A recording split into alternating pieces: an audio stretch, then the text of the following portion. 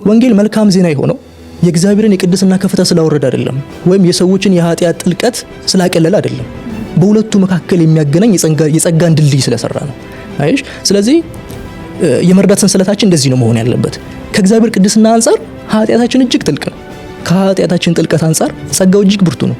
ከጸጋው ብርታት አንፃር ቅድስና የእውነትም የሚቻለው ማለት ነው። ጭሱ ትውልድና ማህበራዊ ሚዲያ ምን አይነት ግንኙነት ነው ያላቸው? ለማቆም እኮ ብዙ ሰው ይፈልጋል እና በጣም ብዙ መዘዝ በሱሱ አማካኝነት ራሱ ላይ ሲመጣ ያያል። ቤተሰቡን ያጣል፣ ክብሩን ያጣል፣ ልጆቹን ያጣል።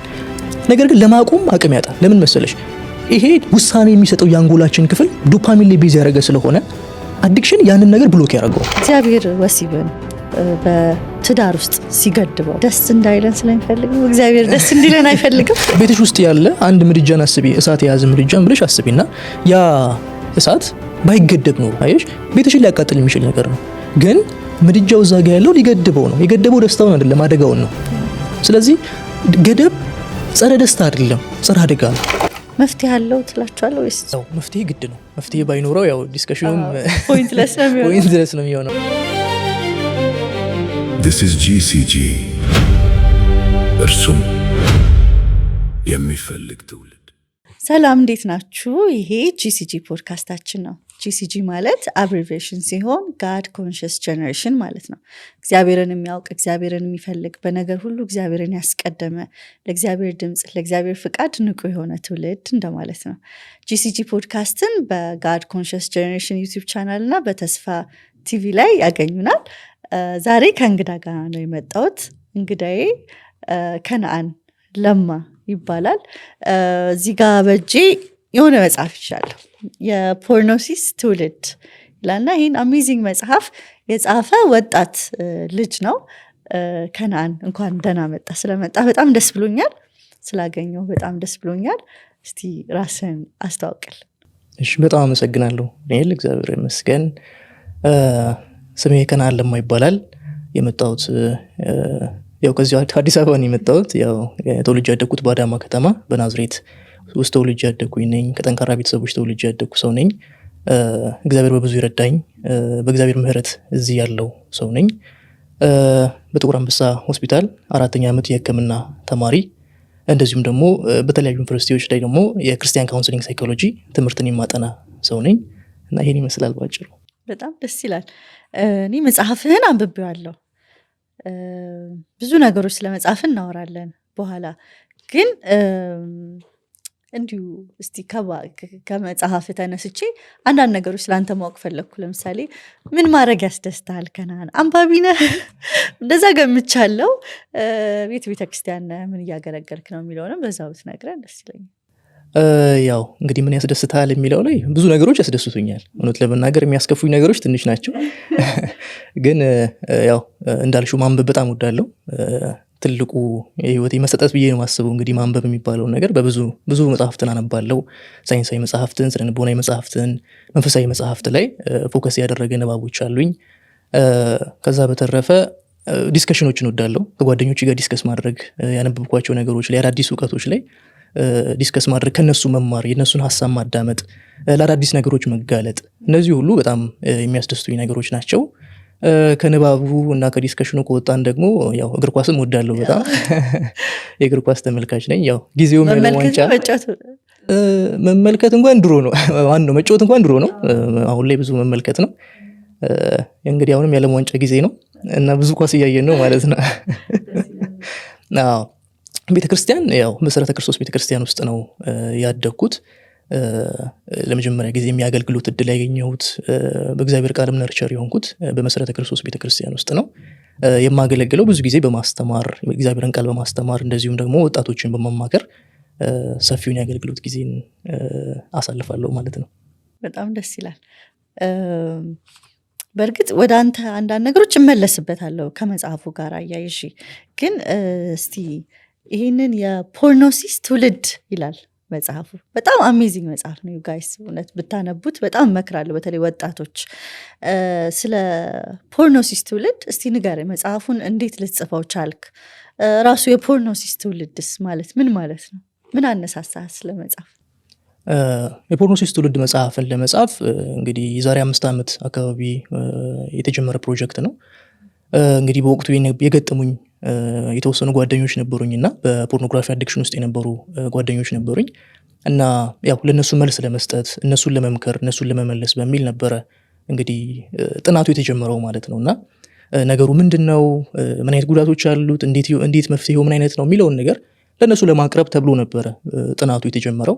ከዛ እያደገ መጥቶ ነበር የተወሰነ ጊዜ። ከዛ መሀል ላይ ያው 12ኛ ክፍል ኢንትራንስ መጣ፣ ዩኒቨርሲቲ ፍሬሽማን ምናምን መጣ።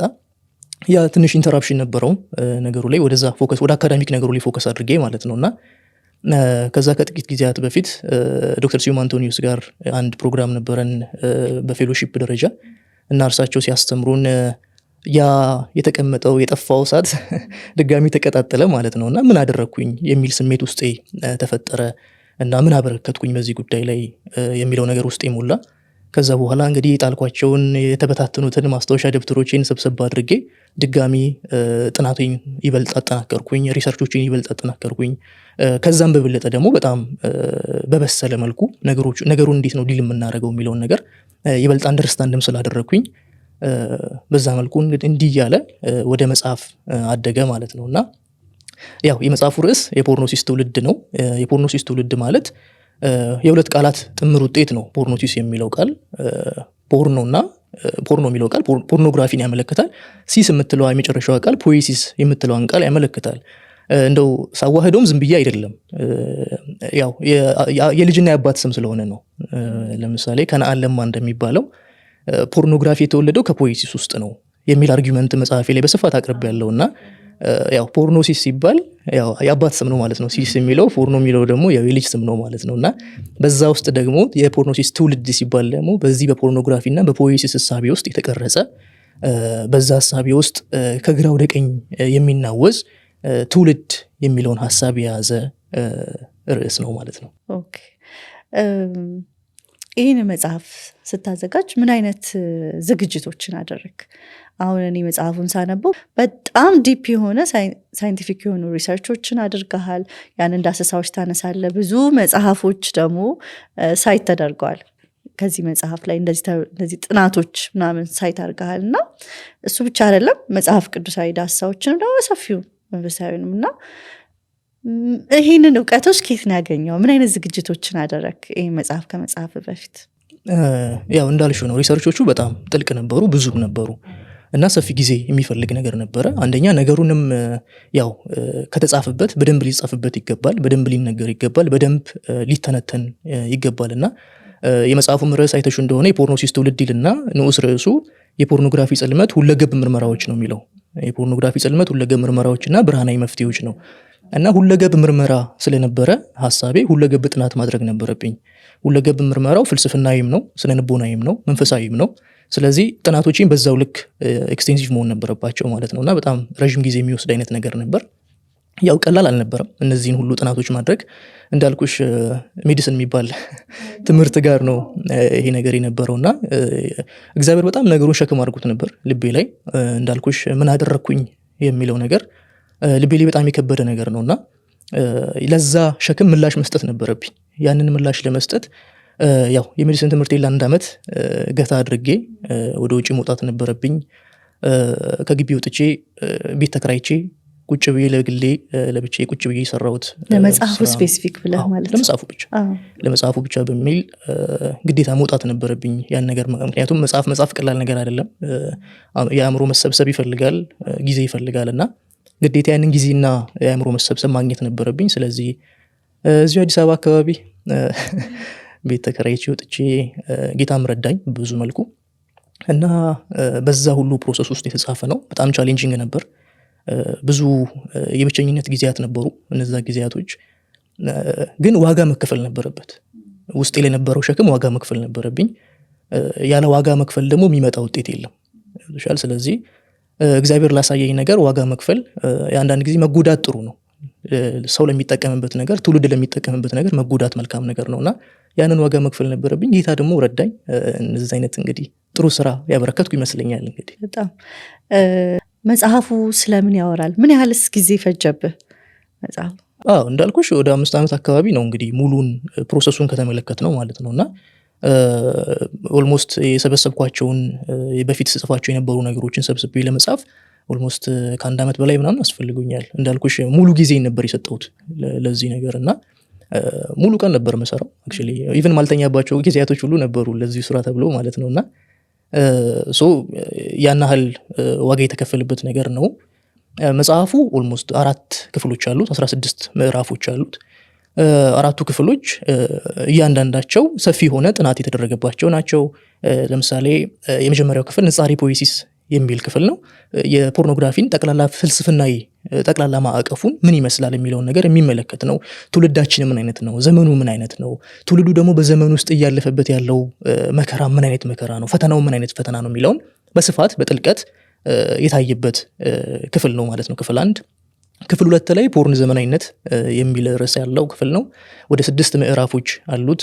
ስለ ፖርኖግራፊ ዝርዝር ትንታኔዎች የቀረቡባቸው ናቸው። ዲቴይል የሆኑ ዝርዝር ትንታኔዎች ናቸው። ፖርኖግራፊ ምንድነው? ሱስ የምንለው ነገር ምንድነው? ሱስ በሽታ ነው ወይ? ምርጫ ነው ወይ? ሰዎች ምርጫ ነው ወይ? እንደዛ ሆኖ ኃጢአት ነው ወይ? የፖርኖግራፊ መዘዞች ምንድናቸው? ትርክቶቹ ምንድናቸው? እንደዚሁም ደግሞ ፖርኖግራፊ ሱስ መሆን የሚችል ነገር ነው ወይ የሚለውን ነገር በስፋት ተዳስሶበታል። የመጽሐፌ ክፍል 3 ተግባር ሚሜሲስ የሚሰኝ ነው። ለክፍል 1 ላይ ለተነሱት ችግሮች የትውልዱ የዘመኑ ችግሮች ምላሽ የሚሰጥ በ3 ምዕራፎች የተቀናጀ ማንነት፣ ምንነትና ለምንነት በሚሉ 3 ምዕራፎች የተቀናጀ ነው። ክፍል 4 ደግሞ የብርሃን ሕግ ይሰኛል። ክፍል 2 ላይ በዝርዝር ለቀረበው የፖርኖግራፊ መዘዝና ምንነት ምላሽ የሚሆን ወይም ደግሞ መፍትሄ የሚሆን በፖርኖግራፊ ሱስ ውስጥ ላሉ ሰዎች ምን አይነት መፍትሄ እንደሚያስፈልጋቸው በስፋት የሚተነትን ነው ማለት ነው። የመጽሐፍ አጠቃላይ ገጽታ ይህን ይመስላል። በጣም ደስ ይላል። አንድ ጥያቄ ካላስቸገርኩ እንደው እድሜ ስንት ነው? ለመሰለ ይሄንንም ጠይቅ። መጽሐፉን በተለይ ያነበበው ሰው ይረዳኛል ብዬ አስባለሁ። አሁን በእኛ ዘመን ኢቭን ከቃላት አጠቃቀሞች ጀምሮ ከበድ ያሉ አማርኛዎችን አግኝቻለሁ። በጣም ይሄ ብቻ ምን ገምቷልና እስቲ እድሜ ይሄን ስንት ዓመት ነው? ፈቃደኛ ከሆነ እሺ ችግር የለውም። በቅርብ እንግዲህ ወደ 23 ተቀላቅያለሁ። የሚገርም ነው። በጣም ደስ ይላል። እግዚአብሔር እውነት በጣም ረድቶሃል። ጭሱ ትውልድ ብለህ ይገለጽከዋል በመጽሐፍ። ጭሱ ትውልድ ማለት ምን አይነቱን ትውልድ ነው ጭሱ ትውልድ ያልከው?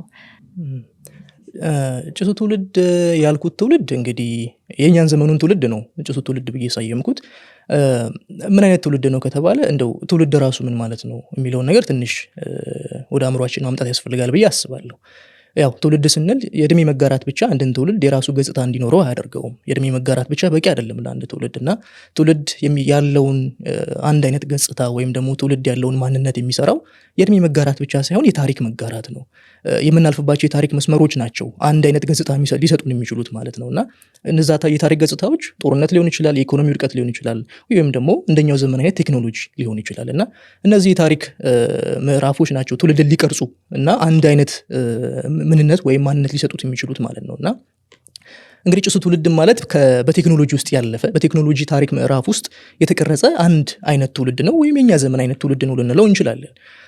በአማርኛው እንግዲህ በተለምዶ የአራዳ ቋንቋ በምንለው ውስጥ ያው ጭሱ ትውልድ ማለት ጭስ ነው ካለ የነቃ የበቃ መንቃትን መብቃትን የሚያሳይ ቃል ነው። ብዙ ጊዜ እንደዛ ነው የምንጠቀመው። መጽሐፌ ላይ ግን አገልግሎት ላይ የዋለው ከዛ መነጽር አንፃር አይደለም። ጭሱ ትውልድ የትውልዳችንን 2 መሰረታዊ ፈተናዎች የሚያሳይ ጥምር ቃል ነው። ጭንቀት እና ሱስ የሚባሉ ጭ የሚለው ጭንቀትን ያሳያል፣ ሱ የሚለው ሱስን ያሳያል። ስለዚህ በጭንቀትና በሱስ የሚናወዝ በጭንቀትና በሱስ የሚፈተን በጭንቀትና በሱስ እጅግ እያረረ ያለ ትውልድ ነው እንግዲህ ጭሱ ትውልድ ብዬ የሰየምኩት ማለት ነው። ጭሱ ትውልድና ማህበራዊ ሚዲያ ያላቸውን ነገር ነው አይ ቲንክ ወደ መጨረሻው አካባቢ ደግሞ ትንሽ ገልጸዋል። እና ምን አይነት ግንኙነት ነው ያላቸው? ምን አይነት ነገርስ እያስከተል በጭሱ ትውልድና በማህበራዊ ሚዲያ? ጭሱ ትውልድን በአጠቃላይ በ3 ገጽታዎች መመልከት ያለብን ይመስለኛል። የመጀመሪያው ጭሱ ትውልድ የምንለው ትውልድ በቴክኖሎጂ ማህፀን ውስጥ ያደገ ነው። በቴክኖሎጂ ማህፀን ውስጥ ያደገ ማለት ምን ማለት መሰለሽ? ያው ሁላችንም ወደዚህ ምድር ከመምጣታችን በፊት በእናታችን ማህፀን ውስጥ ያደግ ነው። በእናት ማህፀን ውስጥ የልጅ ክፉ ነገር ይወጣል፣ የእናት በጎ ነገር ይገባል። እናት ኦክሲጅን ትሰጣለች፣ ንጹህ ደም ትሰጣለች። የልጅ የቆሸሸ ብለድን ደግሞ ወይ ደግሞ ደምን ትወስዳለች። በእናት ማህፀን ውስጥ በጎ ነገር ይሰጣል፣ ክፉ ነገር ይወሰዳል ከልጅ ውስጥ ማለት ነው። ከዛ በኋላ እንግዲህ በዘመናችን እናት በማህፀኗ ተሸክማ የወለደችው ልጅ ወልዳ ብዙ ጊዜ ለቴክኖሎጂ ማህፀን ነው እየሰጠች ያለችው። በዘመናችን ከእናት ማህፀን የወጣ ልጅ ወደ ቴክኖሎጂ ማህፀን ነው እየገባ ያለውና የቴክኖሎጂ ማህፀን ከእናት ማህፀን የተቃረነ ነገር ያለው ይመስለኛል። ቴክኖሎጂ ማህፀን ውስጥ ልጅ በጎ ነገሩ ይወሰድበታል፣ ክፉ ነገር ይገባበታል። ዘመናችን በዛ ነው በጣም እየተገለጸ ያለውና ምን አይነት በጎ ነገሮች ይወሰዱበታል ያልሽ እንደሆነ ንጽህናው ይወሰድበታል፣ ለብዙ ነገሮች ይጋለጣል፣ ጊዜ ይወሰድበታል፣ ማህበራዊ ግንኙነቶች ይወሰዱበታል፣ ስኪሎች ይወሰዱበታል፣ የንግግር ስኪሎች ይወሰዱበታል። ምን አይነት ነገሮች ይገቡበታል? ብቸኝነት ይገባበታል፣ ሱስ ይገባበታል፣ ጭንቀት ይገባበታል። ቴክኖሎጂ የእናት ማህፀን ተቃራኒ ነው ማለት እንችላለን ልጆችን በማሳደግ ደረጃና ይህን ስል ቴክኖሎጂ ክፉ ነው እያልኩኝ አይደለም። አጠቃቀማችን ግን ክፉ ሊያደርገው ይችላል። ይህን ክፉነት ከምን አንጻር መሰለሽ ማብራራት ያለብን? በዚህ ዘመን ላይ ብዙ ወላጆች ወደ ቤታቸው ይገብተው ለልጆቻቸው ስልክ ሰጥተው የራሳቸውን ስራ ፎከስ ያደርጋሉ፣ ራሳቸው ስራ ፎከስ ያደርጋሉ። ምን እያልኩሽ ነው? ወላጆች የልጆቻቸውን የቴክኖሎጂ አጠቃቀም መቆጣጠር የሚችሉበት እውቀት ወይም ደግሞ ጊዜ የላቸውም። ከሁለት አንዱ ያጣሉ ወይ ሁለቱንም ሊያጡ ይችላሉ። በዚህ ጊዜ ቅድም ያልኩሽ ነገር ይፈጠራል። ቴክኖሎጂ የልጆቹን መልካም ነገር ይወስዳል፣ ክፉ ነገር ደግሞ ወደ እነሱ ውስጥ ያስገባል ማለት ነው። እና ዘመናችንን ካየሽው ቤተሰብ ይወልዳል፣ ቴክኖሎጂ ያሳድጋል። እውነት ነው አይደል?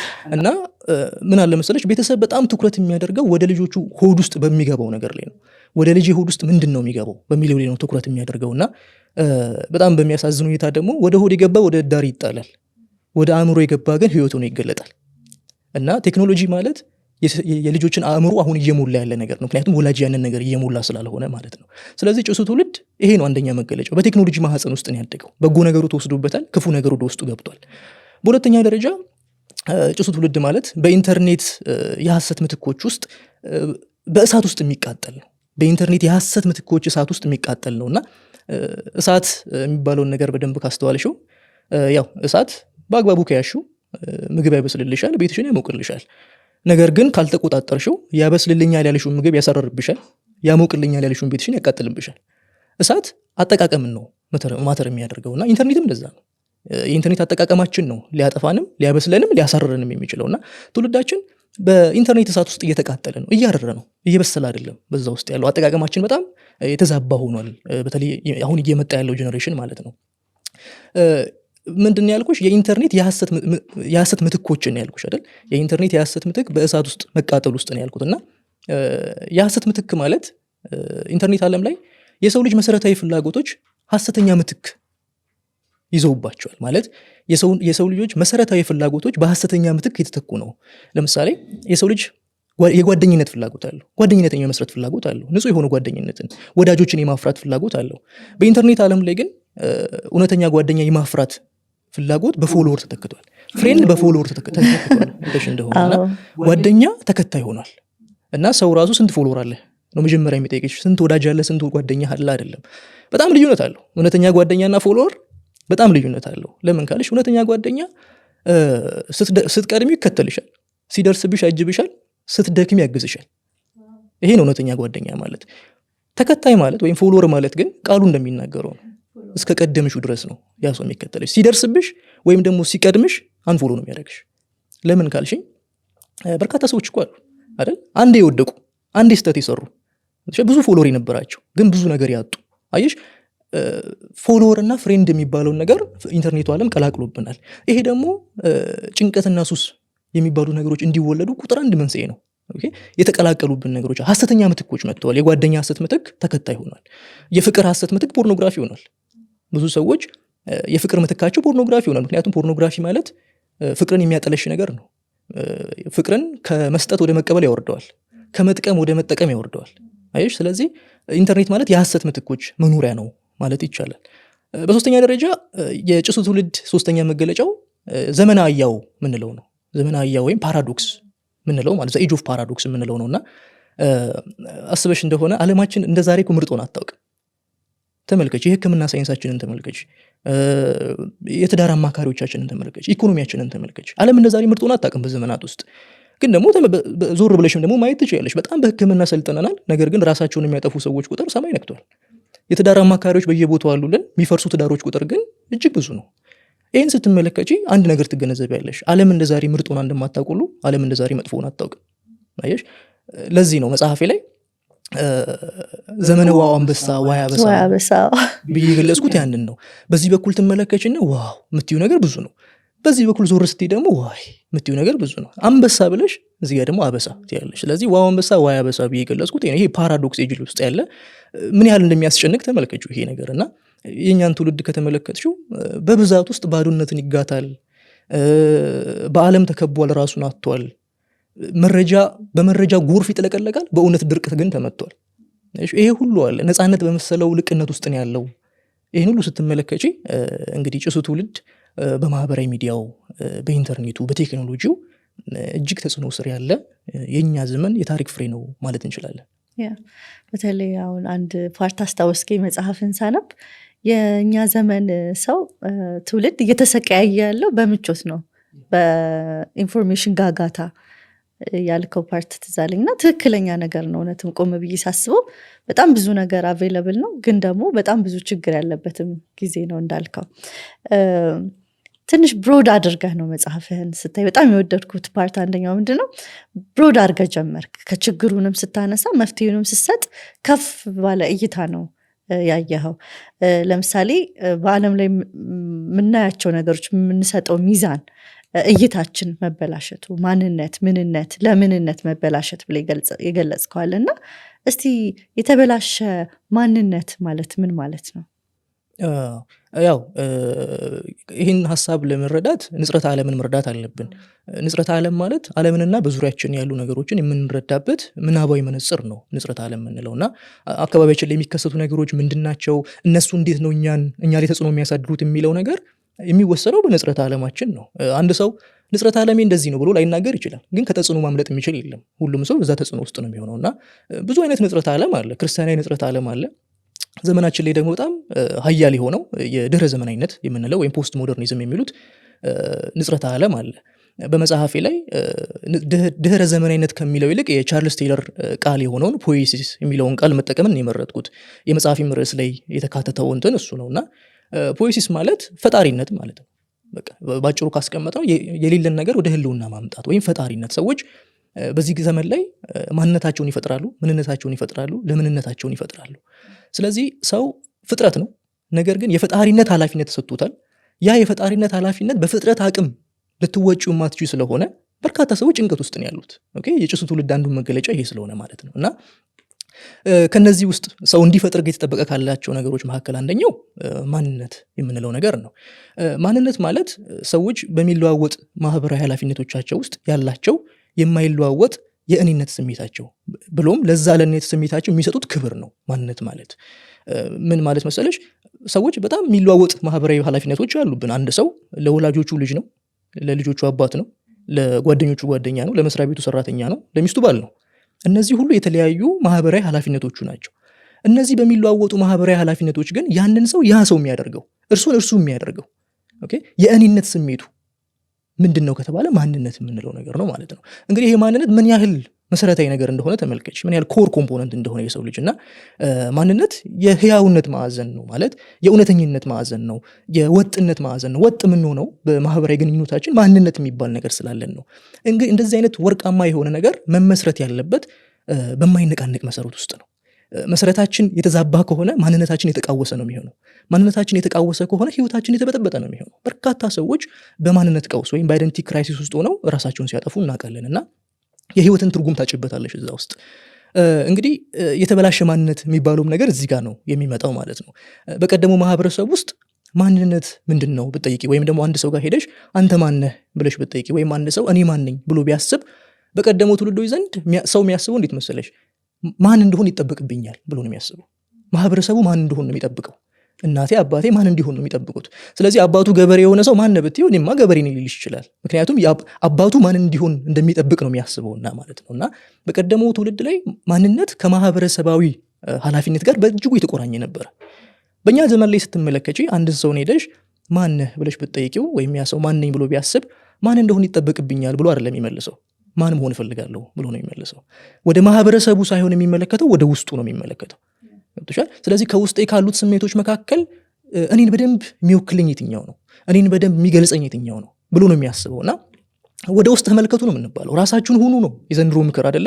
ራሳችን እንግዲህ ምን እንደሆነ አናውቅም እስካሁን ድረስ እና ወደ ውስጣችን እንድንመለከት የሚያደርገን ካልቸር ውስጥ ያለ ነው። ምን ይፈጠራል እንግዲህ ይሄ ግልጽ የሆነ ነገር ነው። ጠዋት ይሞቀናል፣ ከሰዓት ይበርድናል። ስሜት ማለት እንደዛ ነው። ጠዋት በጣም ብርቱ የሆነን ይመስለናል፣ ከሰዓት ደግሞ በጣም እንልፈሰፈሳለን። ስሜታችን ቋሚ መለኪያ አይደለም፣ ቋሚ መሰረት ሊሆን አይችልም። ስለዚህ ማንነቱን በውስጣዊ ስሜቱ የመሰረተ ትውልድ የተበላሸ ማንነት ነው የሚኖረው፣ የተቃወሰ ማንነት ነው የሚኖረው፣ ቋሚ ማንነት ሊኖረው አይችልም። ስለዚህ የተበላሸ ማንነት የምንለውም ነገር በዚህ ውስጥ ይወለዳል ማለት ነው። እስቲ ይሄን ይመስላል። በጣም ደስ በሚል ሁኔታ ነው እየገለጽከው ያለው። ምናልባት ምንነት የተበላሸ ምንነትና ለምንነትንም አንድ ላይ ትንሽ ብታነሳው። እሺ ያው ማለት የተበላሸ ማንነት ምንነትና ለምንነት ብለን ያነሳ ነው። ምንነት በሚለው ላይ አንድ መረዳት ያለብን ነገር ዘመናችን የነገሮችን ትርጉም እየፈጠረ ነው። በፊት ላይ የምናውቃቸው ቃላት እንደ አዲስ ተተርጉሞ ነው ለገበያ እየቀረቡ ያሉት። መጽሐፍ ቅዱሳዊ ቃላት እንደ አዲስ እየተረጎሙ ነው። ለምሳሌ ፍቅር የሚባለውን ቃል ብትወስጂ በዚህ ዘመን ላይ ፍቅር ማለት አለመቃወም ሆኗል። አንድን ሰው ከተቃወምሽ ጠላሹ ማለት ነው ተብሎ የታሰበ ነው። መጽሐፍ ቅዱስ ግን ሲናገር ፍቅር ከበጎ ነገር ጋር ይተባበራል፣ ክፉን ነገር ደግሞ ይቃወማል ብሎ ይናገራል። እና በዚህ ዘመን መቃወም አትችይም። ከተቃወምሽ ጠላቻ ነው የሚባለው። ግብረ ሰዶማዊነትን መቃወም አትችይም በዚህ ዘመን ላይ። ሆሞሴክሹዋሊቲን ከተቃወምሽ ሆሞፎቢክ የሚባል ስያሜ ይሰጥሻል። ብዙ መዘዝ ውስጥ ነው የምትገቢው። እና ችግሩ ግን መቃወም መጥላት አይደል፣ መቃወም ማፍቀር ነው። ግብረ ሰዶማዊነትን ስቃወም ግብረ ሰዶማውያንን ጠልቼ አይደለም፣ ስለምወዳቸው ነው፣ እንዲድኑ ስለምፈልግ ነው፣ እንዲያመልጡ ስለምፈልግ ነው፣ እዛ ጋር እግዚአብሔር ፍርድ እንዳለ ስለማቅ ነው። አየሽ ፍቅር በዚህ ዘመን ላይ ሪዲፋይን ተደርጓል፣ እንደ አዲስ ትርጉም ተሰጥቷል። ፍቅር ብቻ አይደል፣ በርካታ ቃላቶቻችን ተቀይረዋል። ቅድስና ተቀይሯል፣ ጸጋ ተቀይሯል፣ ኃጢአት ተቀይሯል በዚህ ዘመን ላይ። እና ችግሩ ምን ሆነ መሰለሽ? ቃላት አልተቀየሩም፣ መዝገበ ቃሉ ነው የተቀየረው። ቃላት አልተለም የተቀየሩ፣ ትርጉማቸው ነው የተቀየረው። ክፋቱ ምንድነው?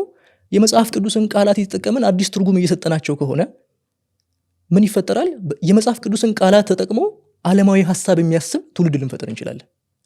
ምን ያህል ከባድ እንደሆነ ተመልከች። ቃላቱ ስላልተቀየሩ ኖቲስ አናረገውም። ኦኬ፣ እኛም በዚሁ ዘመን ውስጥ ስላለን የቃላቱ ምን ሰማቸው የቃላት ትርጓሜዎች ኦሪጂናል ሚኒንግ ነው የሚመስለን፣ ግን አይደለም። እና ፍቅር ተቀይሯል እንዳልኩት፣ ቅድስና ተቀይሯል። እና ጀነሬሽናችን በሚያሳዝን መልኩ በመጽሐፍ ቅዱስ ቃላት ዓለማዊ ሐሳብ እንዲያስብ እየተደረገ ነው የሚለውን ነገር ያነሳልናል። ለምንነት የምንለው ኋ የምንለው ነገር ነው፣ ወይም ለምንድን ነው የምኖረው የሚለው ጥያቄ ነው።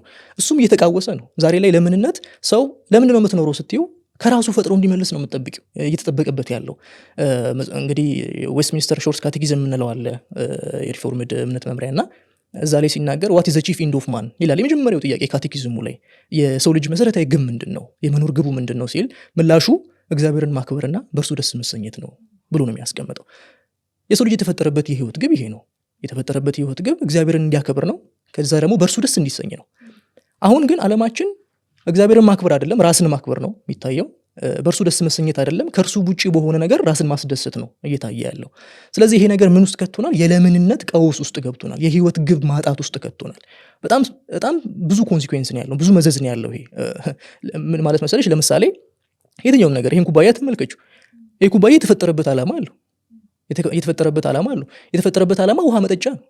ለምንድን ነው የተፈጠረው የሚለውን ነገር ካላወቅሽ አጠቃቀምሽ ይበላሻል። ለሌላ ነገር ልትጠቀሚ ትችላለሽ፣ ለውሃ መጠቀም እንደተፈጠረ ካላወቅሽ። ምን ማለት ነው? ልክ እንደዚህ ነው። እግዚአብሔር የውስጣዊ ተፈጥሯችንን ለምን እንደፈጠረ ካላወቅን አጠቃቀማችን የተበላሸ ነው የሚሆነው። እሺ፣ ለዚህ ነው የተበላሸ የተቃወሰ ለምንነት አጠቃቀማችንን አበላሽቶ ከእግዚአብሔር መንገድ ሊያወጣ የሚችለው። አንደኛው ለምሳሌ የወሲብ ተፈጥሯችን ነው። ለምን ነው የተፈጠረው ካላወቅን አጠቃቀማችን የተበላሸ ነው። እንግዲህ ፖርኖግራፊ የሚባለው መነጽር ከዛ ውስጥ ሊወልድ ይችላል ማለት ነው። እንግዲህ ባጭሩ የተበላሸ ለምንነት ማንነትና ምንነት የምንላቸው እነዚህ ይመስላሉ ማለት ነው። ትክክል ነው። አሁንም ሳይ በእኛ ትውልድ በጣም ብዙ ሰው ይጠይቃል አንዳንዴ ለምሬ የተፈጠርኩት እኔ ማን ነኝ አይነት ኮንፊውዥኖች፣ በተለይ በቲኔጀር እድሜ በያንግ አዳልት የምንላቸው ወጣቶች ጋር ብዙ ጊዜ ይሄ ጥያቄ ይነሳል። እና የሚፈለገው ቦታ ግን ሌላ ቦታ ስለሆነ ወይም ሰርች የሚያደርጉት ያንን ጥያቄ ለመመለስ ሰርች የሚያደርጉት ሌላ ቦታ ስለሆነ ላላስፈላጊ ለዲፕሬሽን፣ ለጤና ቀውስ፣ ለብዙ ነገሮች ሲዳረጉ፣ ለተስፋ መቁረጥ ብዙ ነገሮች ሲዳረጉ እናያለን። እና መፍትሄውስ ምንድን ነው ብለህ ታስባለህ? ለዚህ ለተቃወሰ ለተበላሸ ማንነት ምንነትና ለምን አይኖ ሰፊ ሀሳብ ነው፣ ግን እስቲ ሾርት ለማድረግ ያለው ሰፊ ሀሳብ ነው። የተበላሸ ማንነትን ለማስተካከል ቅድም ያልናቸውን ነገሮች እንግዲህ የቀደመው ትውልድ ማህበረሰቡ ጋር ነው ማንነቱ የሚፈልገው አለን። የአሁኑ ትውልድ ውስጡ ነው ማንነቱ የሚፈልገው አለን። ሁለቱም ክፉ ናቸው። ይዘው ማህበረሰብ ጋር ማንነትሽን መፈለግ ጭቆና ያመጣብሻል። ገበሬ መሆን ሳትፈልጊ ገበሬ እንድትሆኚ ሊያደርግሽ ይችላል። ጭቆና የሚባል ነገር አለው። ማንነትሽን በውስጥ መፈለግ ጭንቀት ያመጣብሻል። ሁለቱ ጭንቀትና ጭቆናን ነው የሚያመጡት። ከሁለቱ አምልጠሽ የት ነው መሄድ ያለብሽ ከተባለ እግዚአብሔር ቃል ጋር ነው። እግዚአብሔር በክርስቶስ የሰጠን ማንነት አለ። ከክርስቶስ ጋር አዋህዶናል። እኛ በክርስቶስ ነን፣ እሱ ደግሞ በእኛ ውስጥ ነው ያለውና እውነተኛ ማንነት የሚገኘው እውነተኛ የተረጋጋ በነገሮች የማይቀያየር ጠዋትና ማታ በሚፈራረቅ ስሜት ውስጥ ያልተመሰረተ እውነተኛ ማንነት የሚገኘው በክርስቶስ ውስጥ ስንሆን ብቻ ነው። ስለዚህ ማንነታችንን ለማግኘት ወደ ክርስቶስ መሄድ አለብን። ዓለም ላይ ሁለት አማራጭ ነው ያለሽ። ማንነትሽ በክርስቶስ ውስጥ ነው፣ ካልሆነ በቀውስ ውስጥ ነው።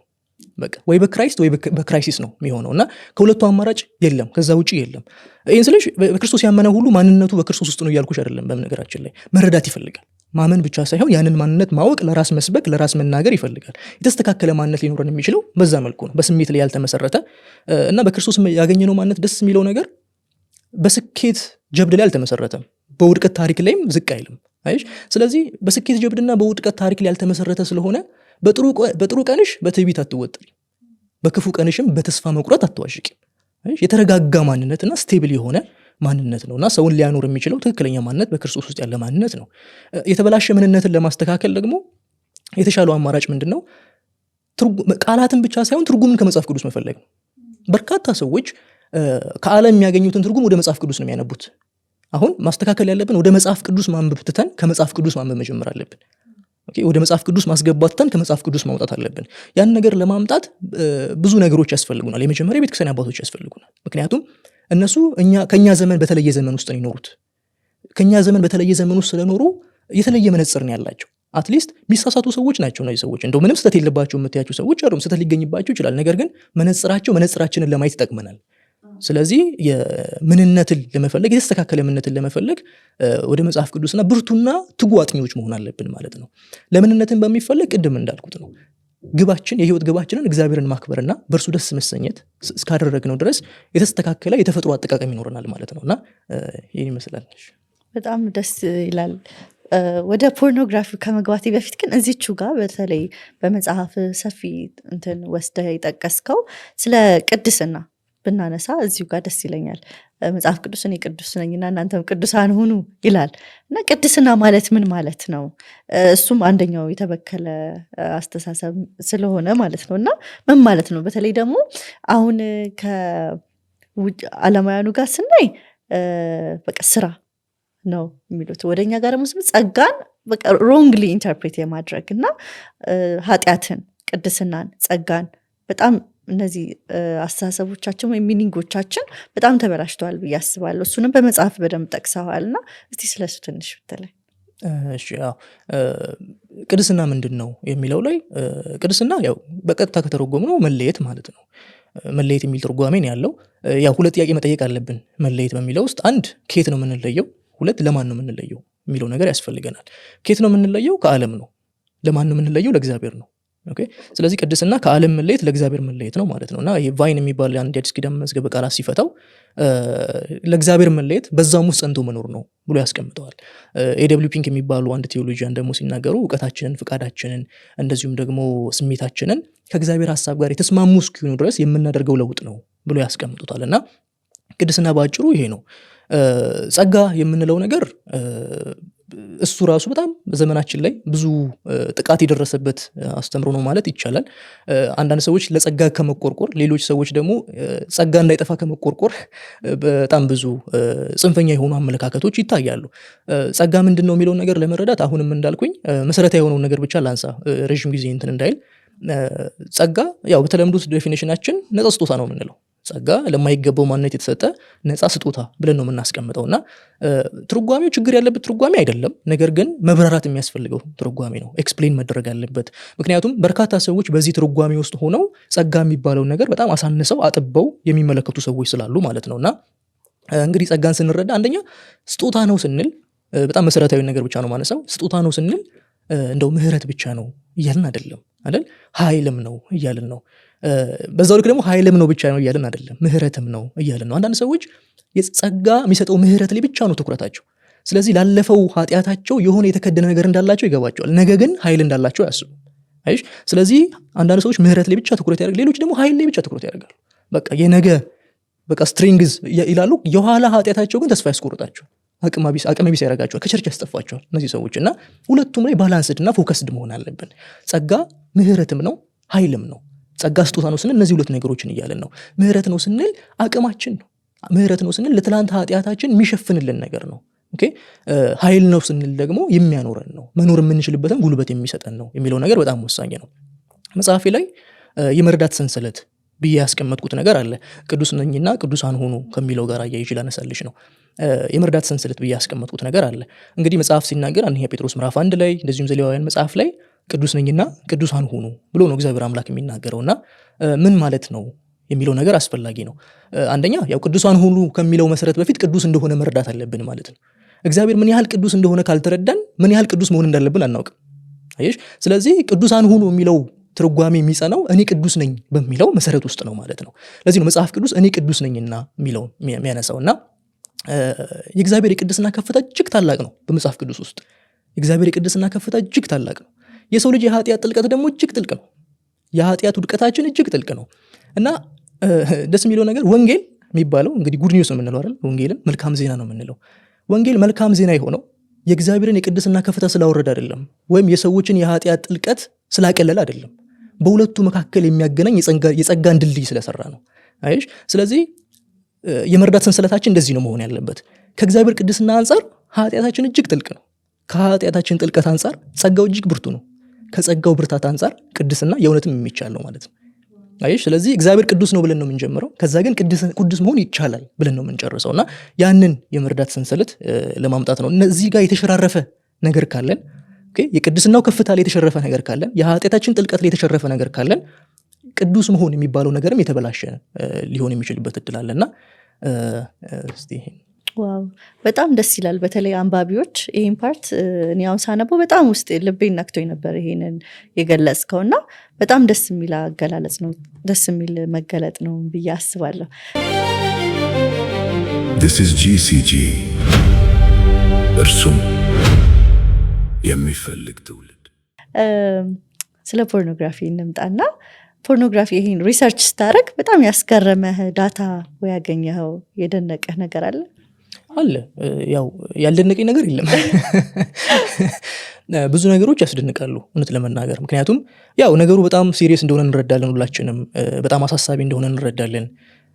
ዓለማችን ላይ ትልቅ እንደው በወረርሽኝ ደረጃ ያለ ነገር እንደሆነ እንረዳለን። ነገር ግን የምንሰማቸው ነገሮች ደግሞ ይበልጥ የሚያስደንግጡን ነገሮች ነው የሚሆኑት። በርካታ ቁጥሮች አሉ ከዛ ጋር የተያያዘ። እንደ ቁጥሮችን ከማንሳት ይልቅ ግን ለምሳሌ እኔ በጣም የተደነቅኩበትና በጣም የተደነቅኩበት ሳይሆን የደነገጥኩበት ብሎ ይሻላል እና አንድ እዚህ የሰማሁት ነገር ነበርና በአንድ ትምህርት ቤት ውስጥ ነው፣ እዚሁ እኛው ሀገር ውስጥ ነው። በአንድ ትምህርት ቤት ውስጥ ነው በአንድ ትምህርት ቤት ውስጥ ተማሪዎች ምሳ ሰዓት ላይ አይቲ ክላስ አለ አይደለ?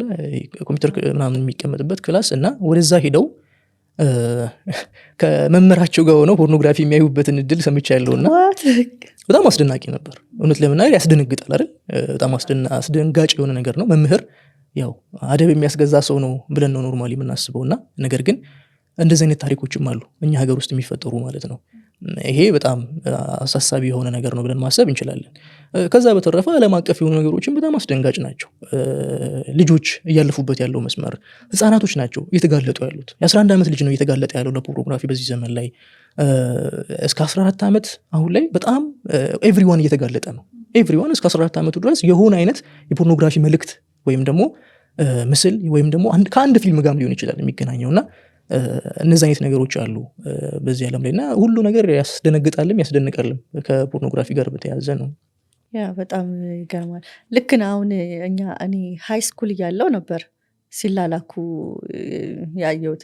ጎንደር ዩኒቨርሲቲ ደግሞ ስማር ትዝ የሚለኝ ላይብራሪ ውስጥ የሆነ ልጅ እዛ ጥግጋ የሚታይ አልመሰለውም መሰለኝ ፒሲ ከፍቶ ላይብራሪ ውስጥ ፖርኖግራፊ ሳይ ደንግጫ ቃሉና አሁን በእኛ ጊዜ ሃይ ስኩል ላይ ከጀመሩ እንግዲህ አሁን ደግሞ ታች በጣም እየወረደ ያለበት ሁኔታ ነው።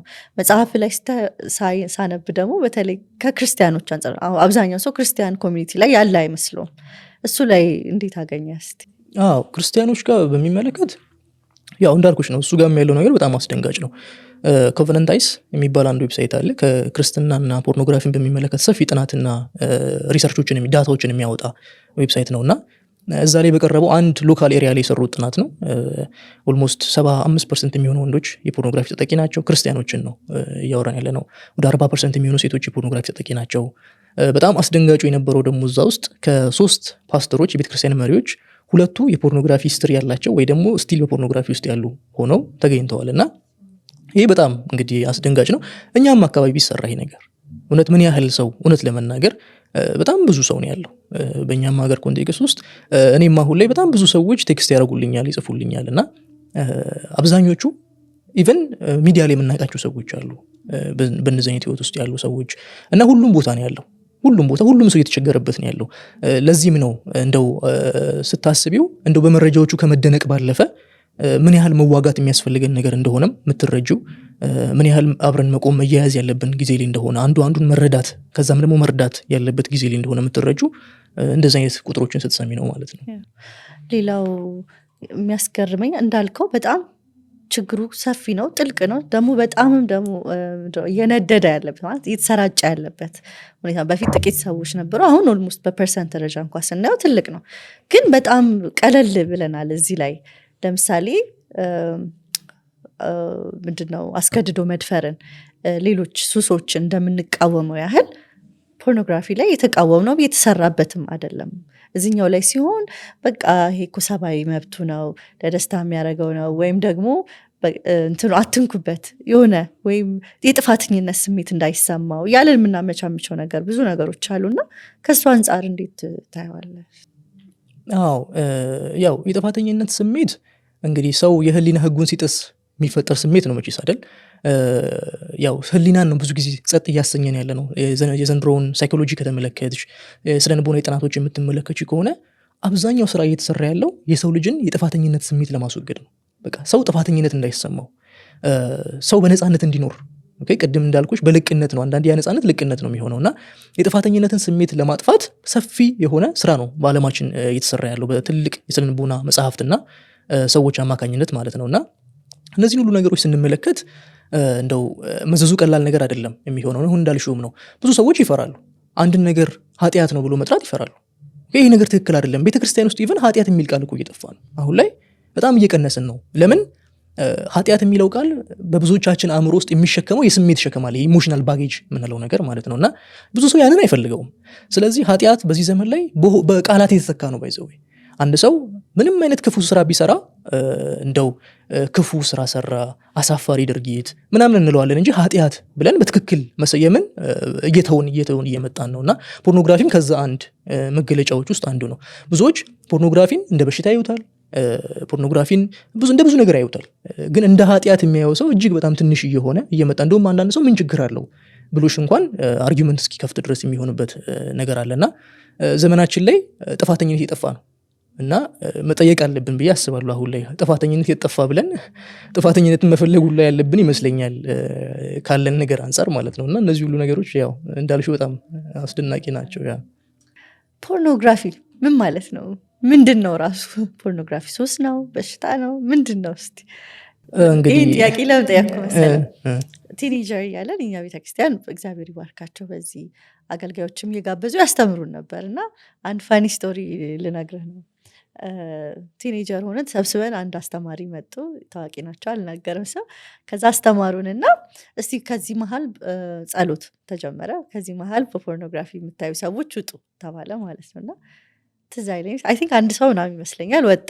ንስሐ እንድትገቡ ንስሐ ዛሬ መግባት አለባችሁ ምናምን ተባለ።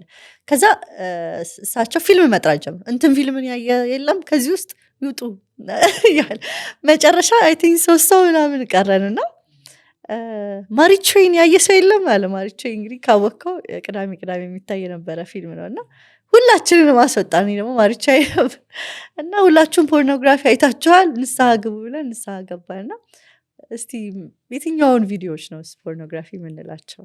ያ ፖርኖግራፊ ያው በቪዲዮዎች ብቻም የተወሰነ ነገር አይደለም። እጅግ በጣም ሰፊ የሆነ እንደው ዲስከሽን የሚፈልግ ነገር ነው ፖርኖግራፊ ምንድነው የሚለው ነገር። በዓለም አቀፍ ደረጃም በትክክልም አልተተረጎመም። ነገሩ እየተዳፈነ የሚያልፍ ነገር ወይም ደግሞ አንዳንድ ጊዜ ካለማስተዋልም ይመስለኛል እንደው ሰዎች ወሲብ ቀስቃሽ ስራዎች ናቸው ፖርኖግራፊ ማለት ብለው እንደው በደፈናው ያልፉታል። ያ ነገር ትክክል አይደለም። ምክንያቱም ወሲብ ቀስቃሽ የሆኑ ፖርኖግራፊ ያልሆኑ ስራዎች ስላሉ ማለት ነው። እንግዲህ ወሲብ ቀስቃሽ የምንለው ነገር በጣም ሳብጀክቲቭ የሆነ ነገር ነው፣ ግላዊ የሆነ ነገር ነው። ምክንያቱም የአንዱን ስሜት የሚቀሰቅስ ሌላውን ላይ ቀሰቅስ ይችላል የሚለው ነገር ስላለ ሳብጀክቲቭ የሆነ ነገር አለው። ከዛ በተለየ መልኩ ግን ደግሞ ፖርኖግራፊ ማለት ወሲብ ቀስቃሽ ስራዎች ናቸው ስንል የፖርኖግራፊን ተጽዕኖ እየተናገርን እንጂ ፖርኖግራፊን ትርጓሜ እየተናገርን አይደለም። ስለዚህ ኮንተንቱን ነው ማየት ያለብን። ፖርኖግራፊ ምን አይነት ነገር ነው የሚለውን ነገር ነው ማየት ያለብን እና ያንን ለመፈተን እንግዲህ መጽሐፍ ቅዱስ የሚሰጠን መመሪያ አለ፣ የራሱ መመሪያዎች አሉ።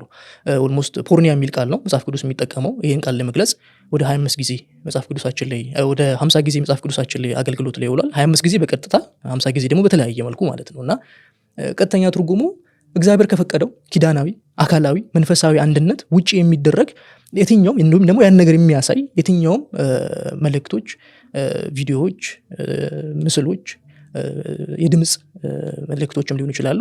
እነዚህን ሁሉ የሚያካትት ነገር ነው ፖርኖግራፊ ማለት እና አሁን ያልሻቸውም ሰው እነዛን ሁሉ ነገሮች ሲያስወጡ የነበሩት ለዛ ነው። ምክንያቱም እግዚአብሔር ካስቀመጠው ኪዳናዊና አካላዊ እንደዚሁም ደግሞ መንፈሳዊ አንድነት በተለየ መልኩ የሰውን ወሲባዊ ስሜት ለመቀስቀስ ታልሞ የሚዘጋጁ ነገሮች ናቸው እነዚህ ነገሮች እና ፖርኖግራፊ ማለት እነዛን ሁሉ ሊያካትት ይችላል።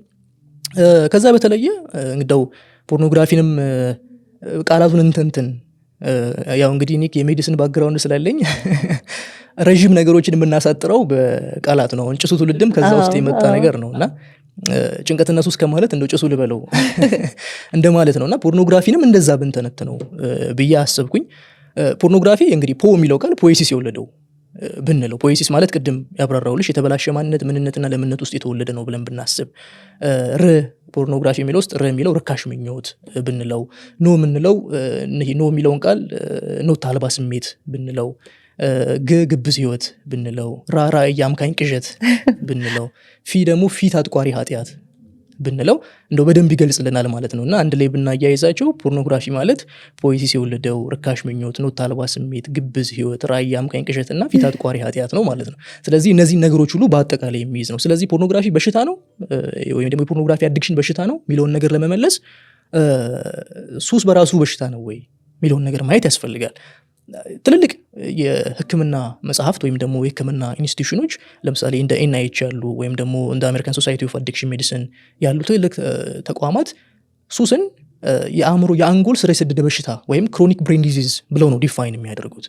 ነገር ግን ይሄ ምን ያህል ትክክል ነው የሚለው ነገር መጠናት ያስፈልገዋል። ለምሳሌ ለምሳሌ አንድ የስኳር በሽተኛ የምትወስጂ ያ ሰው የስኳር በሽታ ተጠቂ እንጂ ተጠያቂ አይደለም።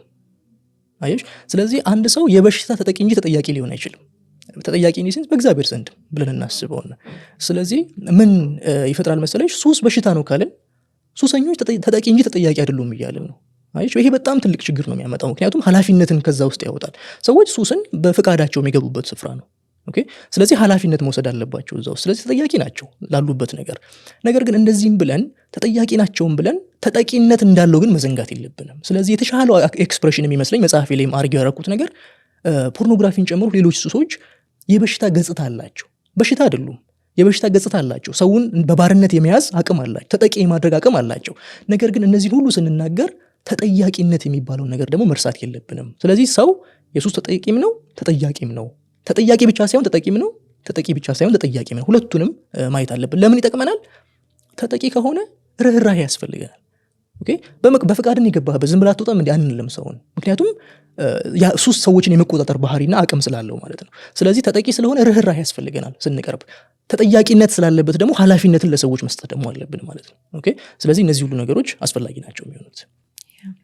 ስለ ዶፓሚን ኢፌክት እና ስለ አንጎል መሰረታዊ ሳይንስ በደንብ እንትን ብለዋል። ግን አትሊስት ለተመልካች እንዲገባ ያህል በትንሹ ብታስረዳ ደስ ይለኛል። እንግዲህ የአንጎል ሳይንስ ውስጥ ገባ በጣም ብዙ ነው እና በጣም ውስብስብ የሆነ ነገር ነው። እንግዲህ አንጎላችን ማለት በጣም ውስብስብ የሆነ የሰውነታችን አካል ነው። ምናልባት እንግዲህ አንጎላችንን በአንጎላችን እያጠናነው ስለሆነ ይሆናል እንደዛ የተወሳሰበብን ነገር ግን በጣም ውስብስብ የሚባለው የሰውነታችን ክፍል ነው። እያንዳንዱ የሰውነታችንን ስራ የሚቆጣጠር የሰውነታችን ክፍል ነው። እንግዲህ አንጎላችን ማለት መብላታችን፣ መጠጣታችን፣ መተንፈሳችን፣ የልብ ምታችን፣ እያንዳንዱ ነገር እነዚህም ብቻ ሳይሆን ደግሞ ማንነታችን፣ ባህሪያችን፣ ንግግራችን እነዚህ ሁሉ የአንጎላችን ውጤቶች ናቸውና እንግዲህ አንጎላችን ይህን ሁሉ ነገር ሲሰራ እንደ መሰረታዊነት ወይም ደግሞ እነዚህን ሁሉ ስራዎች ሲሰራ የተቀናጀ የሆነ ትዕዛዝን ወደ ሰውነታችን ያስተላልፍ ዘንድ የሚጠቀማቸው ጥቃቅን ህዋሳት ኒውሮንስ ብለን እንጠራቸዋለን ወይም ህዋስ ነርቭ ብለን እንጠራቸዋለን። ስለዚህ አንጎላችን ላይ የህዋስ ነርቮች ቅጥጥል ነው ማለት ነው። አንጎላችን በዋነኛነት የሚሰራው ነገር ብለን አንደርስታንድ ማድረግ ይቻላል። ህዋስ ነርቮችን በደንብ ለመረዳት ስለሚጠቅመን ነው የሱስን መሰረታዊ ነገር ለመረዳት እና ህዋስ ነርቮችን በሚገባ ለመረዳት ምናልባት ጥሩ ምሳሌ ብዬ ማስበው ቅርጫት ኳስን ማስብ ነው። ቅርጫት ኳስ ላይ እንደ ሁለት ተጫዋቾችን ብናስብ አንደኛው ኳስ ይዟል። ኦኬ ሁለቱ ተጫዋቾች የሆነ ዲስታንስ አላቸው እና ኳስ መቀባበል ነው ብለን ብናስብ ልክ እንደዛ ነው። ኒውሮኖቻችን እንደዛ ናቸው። ህዋስ ነርቮቻችን ሁለት ህዋስ ነርቮች አይነካኩም። መካከላቸው የተወሰነ ክፍተት አላቸው። ሲናፕሲስ ብለን እንጠራዋለን ያንን ክፍተት። ከዛ በኋላ ግን መልእክትን የሚለዋወጡትና መልእክትን የሚያስተላልፉት ልክ እንደ ኳሱ ኒውሮትራንስሚተርስ ብለን በምንጠራቸው ኬሚካሎች ነው ማለት ነው። ኒውሮትራንስሚተሮች ከአንደኛው ህዋስ ነርቭ ወደ ሌላኛው ሄዳሉ፣ ተመልሰው ደግሞ ይመጣሉ። ስለዚህ ይሄ ፈንክሽናል ነው ማለት አንደኛው ሊገታ ይችላል ወይ ደግሞ ሊነቃቃ ይችላል በዛ ውስጥ ነው። መልእክት እንደዛ ነው የሚተላለፈው አንጎላችን ውስጥ። ከነዛ ኒውሮትራንስሚተሮች ውስጥ እንግዲህ አንደኛው ዶፓሚን ነው። ሌሎችም አሉ፣ ሴሮቶኒን፣ ኦክሲቶሲን ምናምን የምንላቸው በጣም አስፈላጊ የሚባሉ ሞለኪውሎች አሉ።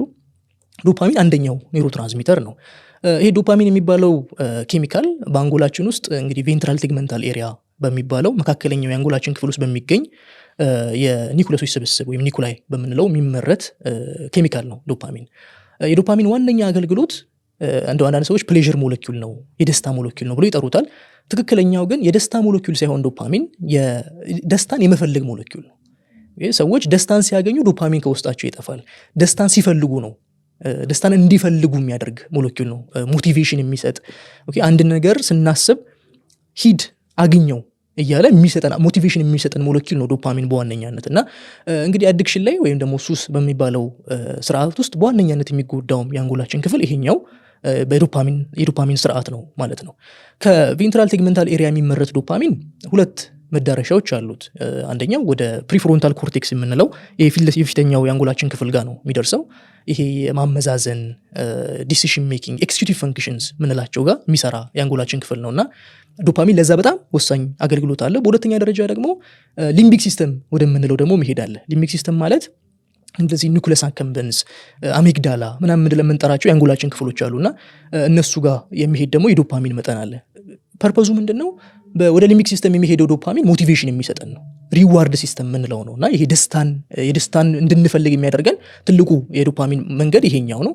ያኛው ደግሞ ዲሲሽኖችን ሜክ እንድናደርግ ነው። እንግዲህ አዲክሽን ላይ እንግዲህ የአዲክሽን ውስጥ ያሉ ሰዎችን ምታቂ ከሆነ አብዛኞቹ ሰዎች ውሳኔ መስጠት አቅማቸው ደካማ ነው ማለት ለማቆም ብዙ ሰው ይፈልጋል እና በጣም ብዙ መዘዝ በሱሱ አማካኝነት ራሱ ላይ ሲመጣ ያያል። ቤተሰቡን ያጣል፣ ክብሩን ያጣል፣ ልጆቹን ያጣል።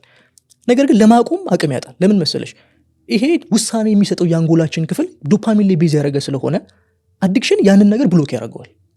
ስለዚህ አብዛኛው ዶፓሚን የሚሄደው ሞቲቬሽን ነው፣ ሂድ አግኘው የሚለው ሱስን ሂድና አግኝ የሚለው ላይ ስለሆነ ምን ያህል አንጎላችን ላይ ኮንትሮል የሚያደርገው የምናየው በዛ ውስጥ ነው። በተጨማሪም እንግዲህ ኒውሮኖች እንዳልኩሽ እርስ በርስ ይገናኛሉ ሲናፕሲስ በሚባለው መንገድ እና አንድ ነገር ደጋግመን ስናረገው በዛ ድርጊት ላይ የሚሳተፉ የኒውሮኖች ግንኙነት እየጠነከረ ይሄዳል፣ እጅግ ጠንካራ ይሆናል። ስለዚህ ምን ይፈጠራል? ደጋግመን የምንጠቀመው የአንጎላችን ክፍል እጅግ ጠንካራ እየሆነ ብዙ ማንጠቀመው የአንጎላችን ክፍል ደግሞ እየደከመ ይሄዳል ማለት ነው። ኦኬ ስለዚህ ሰዎች አካዳሚክ ትምህርታቸው ላይ ደካማ ሊሆኑ ይችላሉ። አዲክሽን ውስጥ ያሉ ሰዎች ሶሻል ላይፋቸው ላይ ደካማ ነው የሚሆኑት። ለምን? እነዛን ኒውሮኖች እየተጠቀሟቸው ስላልሆነ ማለት ነው። አዲክሽን ላይ ያለው ኒውሮን ብቻ ነው በስፋት እየተጠቀሙ ያሉት፣ እሱም ነው እየጠነከረ የሚሄደው። ስለዚህ መጨረሻ ላይ የሚፈጠረው አንጎል ምን ይሆናል መሰለሽ? ለሱሱን ለማግኘት እጅግ ጠንካራ እጅግ ብርቱ የሆነ ነገር ግን ከሱሱ ውጭ ያለን ማህበራዊ ህይወቱን፣ ትምህርታዊ ህይወቱን፣ ሌሎቹም የቤተሰቡን ነገሮች ለመቆጣጠር እጅግ ደካማ የሆነ አንጎል እንዲፈጠር የሚያደርግበት ጠቅላላ እንግዲህ ኒውሮ ሳይንሳዊ መሰረት ይሄን ይመስላል ማለት ነው። ያው ዶፓሚንን ከደስታ ጋር ነው ብዙ ጊዜ ወጣቶች እንትን የምንለው እና እግዚአብሔር ወሲብን በትዳር ውስጥ ሲገድበው ያው ፖርኖግራፊ የሚያዩ ሰዎች የሚሰጡት ሪዝን ደስታን ስለሚሰጠኝ ነው። ጊዜያውን ቢሆን የሆነ ደስታ ይሰጣቸዋል እና እግዚአብሔር ያንን በቅዱስ ጋብቻ ሲገድበው ደስ እንዳይለን ስለሚፈልግ ነው። እግዚአብሔር ደስ እንዲለን አይፈልግም። እውነት ነው ያስብላል። እስቲ እሱን በጣም አሪፍ ጥያቄ ነው። ለምን መሰለሽ ገደብ ደስታን የሚገድብ ነው ወይ የሚለውን ጥያቄ መጠየቅ አለብን። ደስታን ማግኘት ገደብ ማጣት ነው ወይ የሚለው ነገር በጣም ወሳኝ ነገር ነው። ኦኬ እና ዘመናችን እንደዛ ሆኗል። ቅድም እንዳልኩሽ ነፃነት ልቅነት ሆኗል በእኛ ዘመን ላይ እና ብዙዎቻችን መገደብ በቃ እንደዚህ አድርጉ እንደዚህ አታድርጉ መባል የደስታችን ገደብ ነው የሚመስለን። ግን አንድ ጥሩ ምሳሌ ልስጥሽ። ለምሳሌ ቤትሽ ውስጥ ያለ አንድ ምድጃን አስቢ፣ እሳት የያዘ ምድጃን ብለሽ አስቢና ያ እሳት ባይገደብ ኖሮ አየሽ ቤትሽን ሊያቃጥል የሚችል ነገር ነው። ግን ምድጃው እዛ ጋር ያለው ሊገድበው ነው። የገደበው ደስታውን አይደለም አደጋውን ነው። ስለዚህ ገደብ ጸረ ደስታ አይደለም ጸረ አደጋ ነው አንዳንድ ጊዜ እና ያንን ገደብ ስንጥስ በጣም ብዙ ነገሮችን ነው የምናጣው። ልክ እሳቱ ከምድጃው ሲወጣ ብዙ ነገር እንደሚያቃጥል እግዚአብሔር አንዳንድ ጊዜ ልክ እንደ ምድጃው ነው ተፈጥሮቻችንን ሲገድብ። ለምሳሌ ወሲባዊ ተፈጥሮ በጋብቻ ውስጥ ብቻ ይገደብ፣ ወሲብ በጋብቻ ውስጥ ብቻ ይገደብ ብሎ እግዚአብሔር ቃል ሲሰጠን ወይም ደግሞ ትእዛዝ ሲሰጠን ከዛ ውስጥ ቢወጣ ስለሚያቃጥል ነው። አይሽ ከዛ ገደብ ውስጥ ይወጣ ስለሚያቃጥል ነው። ስለዚህ እግዚአብሔርን ገደቦች ጸረ ደስታ አድርገን ከመመልከት ይልቅ ጸረ አደጋ አድርገን መመልከት እጅግ በጣም ወሳኝ ነው። በተጨማሪም እግዚአብሔር የደስታ አምላክ ነው። እግዚአብሔር ደስታን የሚሰጥ አምላክ ነው። የደስታ ተቃራኒ አምላክ አይደለም። ብዙ ጊዜ እንሰበካለን አይደል? እግዚአብሔርን ለመታዘዝ ደስታችሁን ተወቁ እንባላለን። በቃ ደስታህን ሳትተው እግዚአብሔርን መከተል የለም ማለት። እግዚአብሔርን መታዘዝ ወይም እግዚአብሔርን ማክበር የሚመስለን የራሳችንን ደስታ ሳክሪፋይ ማድረግ። ኦኬ ማዘን፣ ቁዝም ማለት እንደዛ መጨራመታ። እግዚአብሔር በማዘናችን ውስጥ የሚደሰት አምላክ አይደለም። ለምን ደስታን ይፈጥራል ታዲያ?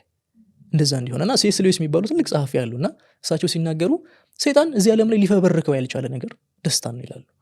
በቃ የእግዚአብሔርን ያችን ደስታ ሮንግሊ እንጠቀም እያደረገ ትንሽ ያችን የዶፓሚን ጣል የሚያረጋትን ነገር እየሰጠን ብዙ መዘዝ ያስከፍለናል እንጂ ሰይጣን የራሱ ደስታ የሚሰጠው ደስታ የለም። እግዚአብሔር ብቻ ነው ወሰኛ ደስታን መስጠት የሚችለው ለፍጥረቱ ደስታን በመስጠት የሚደሰት አምላክ ስለሆነ ማለት ነውና ቅድም የነሳውልሽ የዌስትሚኒስተር ሾርት ካቴኪዝም ላይ የሰው ልጅ ዋነኛ ግብ እግዚአብሔርን ማክበርና በእርሱ ደስ መሰኘት ነው ይላል። አሁን በጣም ትልቅ ቃል ነው። እግዚአብሔርን ማክበርና በእርሱ ደስ መሰኘት ነው ማለት ሁለቱ አይለያዩ ማለት ነው። ኦኬ አሁን ላክብረው አሁን ልደሰት እያልሻት ነው። አየሽ ትልቁ የሰው ልጅ ደስታ እግዚአብሔርን ማግኘት ነው። ኦኬ ስለዚህ እግዚአብሔር ደስታን መስጠት ስለሚወድ ነው እነዛን ገደቦች ያስቀመጠው። ፖርኖግራፊ ውስጥ ደስታ አለ። ምናልባት ጊዜያዊ ያልሽው ነገር ትክክል ነው። ኦኬ ጊዜያዊ ደስታ ሊያገኝ ይችላል ሰው፣ ትክክል ነው። ግን ጊዜያዊ ደስታ ምንድነው ነው? አየሽ ጊዜያዊ ደስታ ስንል ሰው የሚመስለው የሆነ በቃ የሆነ ተደስተሽ ደስታው የሚበርድ የሚመስለው ሰው አለ። እንደዛ አይደለም።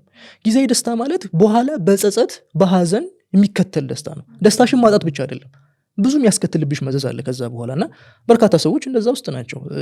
ህይወታቸው እንደዛ ነውና የእግዚአብሔር ገደብ ውስጥ ብቻ ነው እውነተኛ ደስታ ያለው እና የእግዚአብሔር ገደብ ጸረ አደጋ ሳይሆን ጸረ ደስታ ሳይሆን ጸረ አደጋ ነው ብለን ማስቀመጥ ይቻላል ማለት ነው። በጣም ደስ ይላል። በዚህ ዘመን በጣም እንዳልከው በጣም ሰፍቷል። ያንን እንደዛ እንዲሰፋ ያደረገው እንደዚህ እንዲበዛ ያደረገው ምክንያት ምንድን ነው ትላለህ? በጣም በርካታ ምክንያቶችን ማንሳት እንችላለን። ቅድም ያልኩሽ ራሱ አሁን የተበላሸ ምንነት ለምንነት ትልቁ ምክንያት ነው ብሎ ማንሳት ይቻላል። የተበላሸ ማንነት ውስጥ ሁላችንም ግለኛ ሆነናል አይተሽ እንደሆነና ቅድም እንዳልኩሽ አሁን ዘመናችን ማንነታችሁን በውስጣችሁ ፈልጉ ነው የሚለን እና ወደ ውስጥ ስመለከት በርካታ ስሜቶች አሉ ውስጥ የሚፈራረቁ እና የሰው ልጅ አንድ ጥያቄ ይጠይቃል። ካሉኝ ስሜቶች መካከል እጅግ ጠንካራው የትኛው ነው? እጅግ ጠንካራው ስሜት የትኛው ነው ሲል ኦብቪየስሊ የሰው ልጅ ህይወት ውስጥ ያለ እጅግ ጠንካራ ስሜት ወሲባዊ ተፈጥሮ ነው።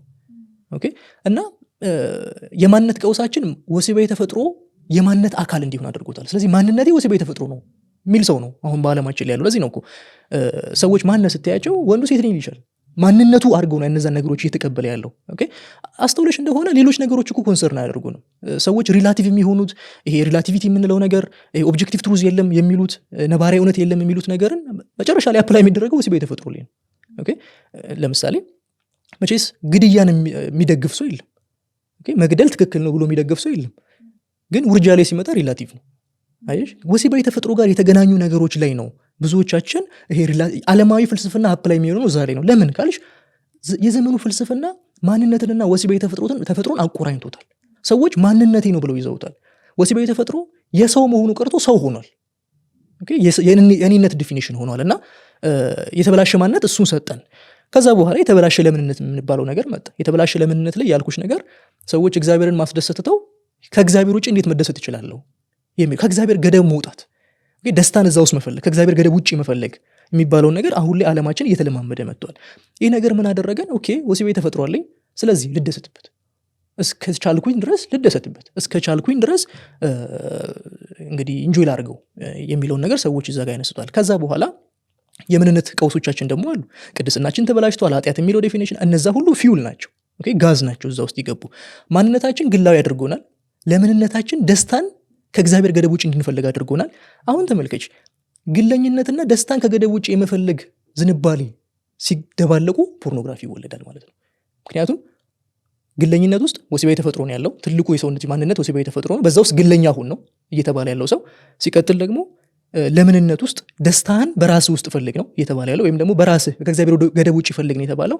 ስለዚህ ወሲባዊ ተፈጥሮና ግለኝነቱ ተቀላቅለው የሚደባለቁበት ስፍራ ፖርኖግራፊ ነው የሚሆነው ማለት ነው። እና ፖርኖግራፊ ዓለማችን ላይ አሁን ላይ በስፋት ለምን ታየ፣ ለምን ተስፋፋ፣ ለምን በየቦታው እናየዋለን ከተባለ እስከዛሬ ሲሰራብን የነበረው የፍልስፍናዊ ነውጦቻችን ፍጻሜያዊ መገለጫ ስለሆነ ነው። እና ትልቁ የዓለማችን ትልቁ የፍልስፍና የውድቀታችን መገለጫ ፖርኖግራፊ ነው። እና ለዛም ነው አሁን ዓለማችን ላይ በስፋት እያየን ያለ ነው። ሌሎች ፋክተሮችን ማንሳት እንችላለን። የኢንተርኔትን ፋክተር ማንሳት እንችላለን። ኢንተርኔት መስፋፋቱ፣ ቴክኖሎጂ መስፋፋቱ፣ በዛው ልክ ፖርኖግራፊ አሁን ላይ ሰዎች እንዳልኩሽ ግለኝነት የሚለማመዱበት ብቻ ቦታ አይደለም። ግለኝነት የሚለማመዱበት ብቻ ቦታ ሳይሆን ከዓለም የሚርቁበት ስፍራ ነው። ከሚጠሉት ዓለም የሚርቁበት ስፍራ ነው። በጣም ሰፊ ሀሳቦችን ማንሳት እንችላለን፣ ምናልባት ጊዜ እንትን እንዳይለን። ኦኬ፣ ስለዚህ ይሄን ይመስላል። እሺ፣ ስለ ኢንተርኔት ትንሽ ብናነሳ ደስ ይለኛል። አሁን ያው ወጣቱ በፊት ላይክ የሆነ ቦታ ሄደ ነው የሆነ ነገር የምትፈልገው። አሁን ኤቭሪዋን በስልካችን በኪሳችን ነው፣ በፒሲያችን ነው። ልጆች አሁን ቲኔጀሮች፣ ስፔሻሊ ቲኔጀሮች ወጣቶችም ላይ የሚታይ ነገር ነው። በቃ ክፍል ዘግተው ሲቀመጡ ልጅ እያጠናልኝ ነው፣ በቃ ወላጅ የሚደሰተው ምን እያየ ነው የሚለው ከእውቀትም ጉለት አለ ወላጆች ጋር በማህበረሰብ የሚታይ ነው። እና እስቲ ስለዛ ምን ትላለ? በተለይ ከኢንተርኔት ጋር ተያይዞ። ከኢንተርኔት ጋር በተያያዘ ኢንተርኔት ማለት ተደራሽነትን የምንቀበልበት መንገድ ነው። ሰፊ ተደራሽነት ያለው ነገር ነው። ተደራሽነትን ብቻ ግን አይደለም፣ ተደራሽነትን ከሚስጥራዊነት ጋር ቀላቅለን ነው የምንቀበለው። በኢንተርኔቱ ዓለም ላይ ዛሬ ላይ 6-7 አካውንት መያዝ ትችያለሽ፣ በተለያየ አካውንት፣ በተለያየ ስም፣ በተለያየ ኢሜል አካውንቶች ማለት ነው። እና ሰዎች የተደበቀ ማንነትን የሚይዙበት አንደኛው መንገድ ኢንተርኔት ብለን ማንሳት እንችላለን። ከዛ በተጨማሪ ግን ኢንተርኔቱ ዓለም ምን አደረገ መሰለሽ? ሰዎች ከቅርባቸው እየራቁ ለሩቃቸው እንዲሮጡ እያደረገ ነው። ሰዎች ከቤተሰባቸው እየራቁ ነው። ልጆች ከቤተሰባቸው እየራቁ ነው። ከጎረቤቶቻቸው እየራቁ ነው። ከጓደኞቻቸው እየራቁ ነው። ሩቅ ካለው ዓለም ጋር ነው የሚተዋወቁት። ዛሬ ላይ ጎረቤቱን ከሚያውቀው በላይ አንድ እግር ኳስ ተጫዋች በደንብ የሚያውቅ ሰው ብዙ ነው።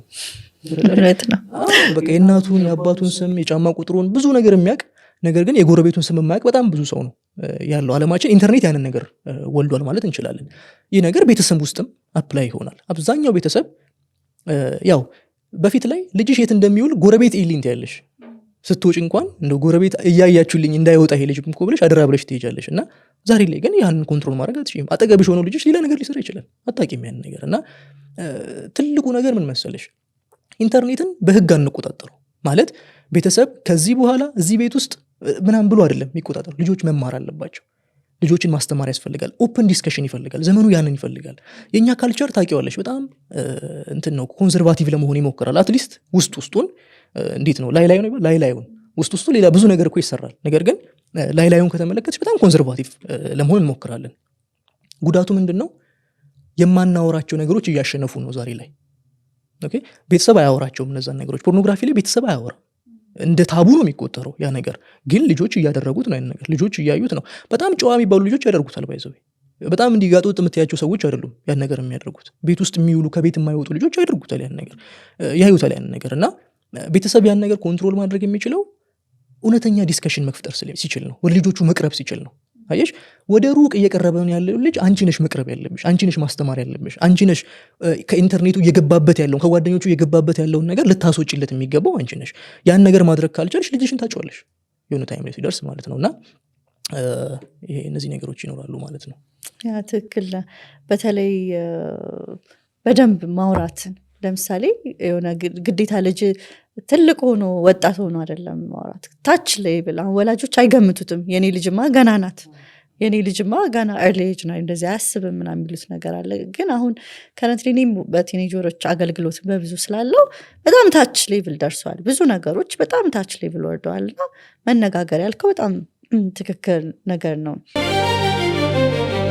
This is GCG እርሱም የሚፈልግ ትውልድ ስለ ፖርኖግራፊ የሚሰጡ ትክክል ያልሆኑ አስተሳሰቦች በተለይ አሁን በእኛ በወጣቱ ዘንድ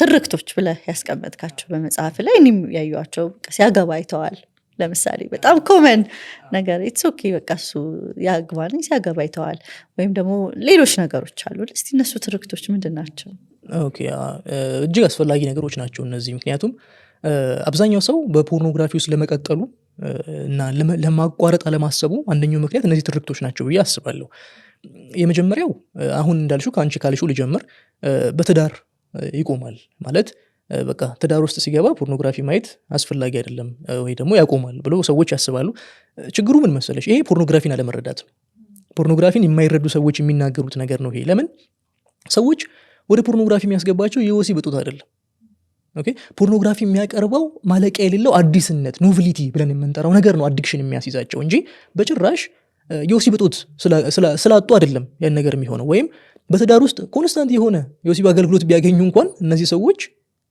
ከፖርኖግራፊ ይወጣሉ ማለት አይደለም ለምሳሌ ፖርኖግራፊ ማለት በትዳር የሚፈወስ ሳይሆን ትዳርን የሚያፈርስ ነገር ነው ኦኬ ከትዳር ጋር የሚወዳደር ነገር ነው ወእኔን ወይ ትዳሬን ምረጥ ትዳርህን ምረጥ ብሎ የሆነ ታይም ላይ የሚያስመርጥ ነገር እንጂ በጭራሽ በጓደኛ የሚፈወስ ነገር አይደለም ለምሳሌ ሰዎች ትዳር ውስጥ ከገቡ በኋላ ኤክስፔክቴሽናቸው ፖርኖግራፊ ነው የሚሆነው አብዛኞቹ ልጆች ቅድም እንዳልኩሽ 11 ዓመት 12 13 ዓመት ላይ ነው ኤክስፖዠራቸው ይህ ማለት የመጀመሪያው ስለ ወሲብ ያላቸው ዕውቀት ከፖርኖግራፊ ነው የሚገነባው ምን ያህል አደገኛ እንደሆነ ተመልከቱ ያ ነገር ያንን ነገር ይዘው መጥተው ትዳር ውስጥ አፕላይ አድርገው ይላሉ ያ ማለት ትዳርን የሚበትን ነገር ነው ትዳርን የሚያፈርስ ነገር ነውና መቼም ቢሆን እርካታ የሚባል ነገር ያሰው አያገኝም በትዳር ውስጥ ስለዚህ በትዳር ይፈወሳል ሳይሆን ትዳርን ያፈርሳል የሚለው ነገር ነው ትክክለኛው ምልከታ መሆን ያለበት ልክ የቁማር ሱሰኛ ገንዘብ ብትሰጩ ቁማሩን እንደማያቆም ሁሉ የፖርኖግራፊ ሱሰኛ ትዳር ብትሰጩ ትዳሩን ፖርኖግራፊውን አያቆም ከዛ ባለፈ አንዳንድ ሰዎች ፖርኖግራፊ ሰዎች በትዳራቸው ላይ እንዳይማግጡ ይከላከላል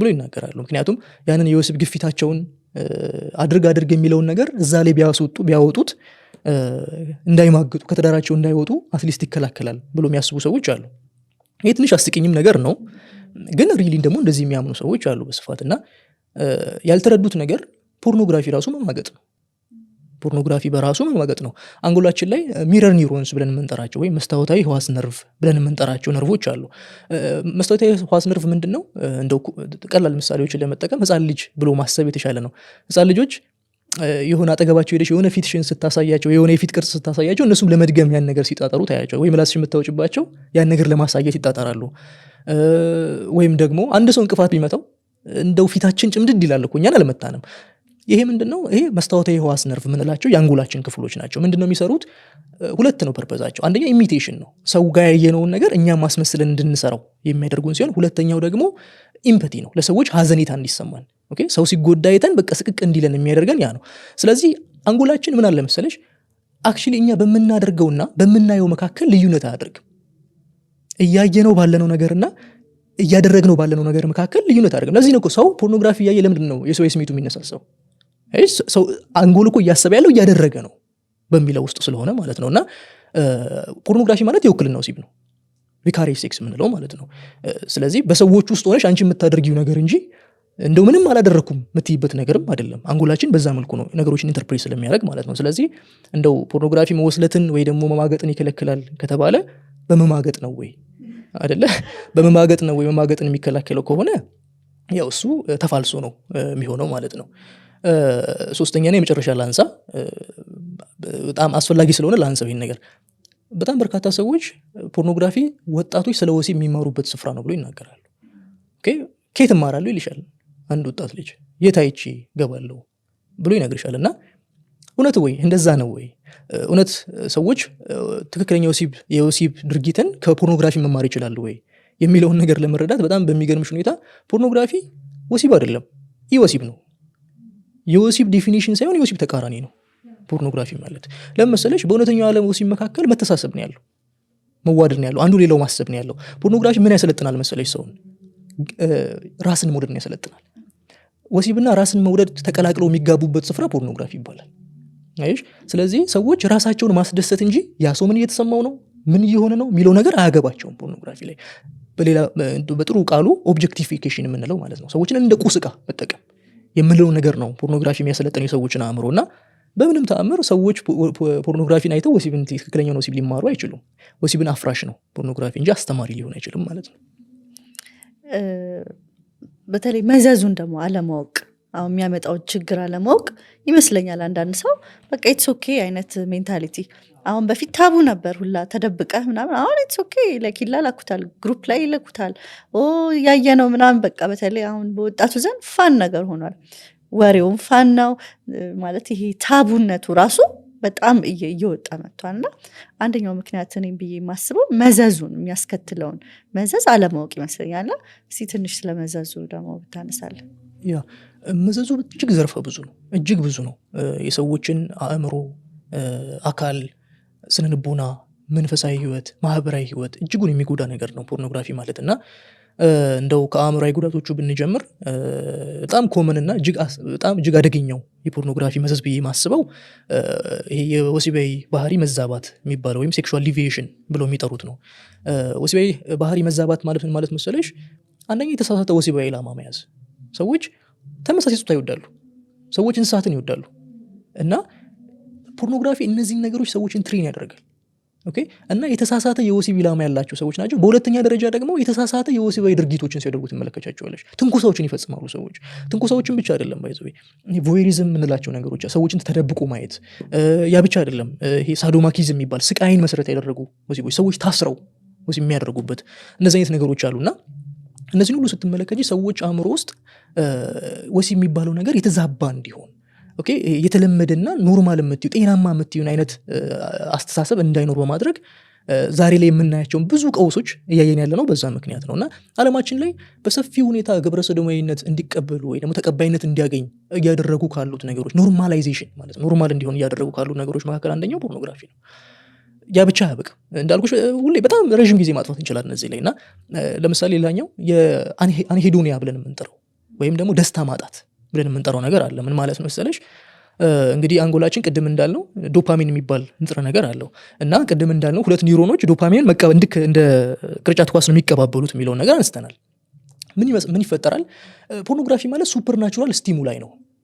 ከመደበኛው ከተፈጥሯዊ በላይ የሆነ ማነቃቂያ ነው ማለት። ሰዎች በማህበራዊ ህይወታቸው እኮ ሲሳተፉ ዶፓሚን ያገኛሉ፣ የሆነ ነገር ሲያደርጉ ዶፓሚን ያገኛሉ። ግን ፖርኖግራፊ ማለት መደበኛ አይደለም።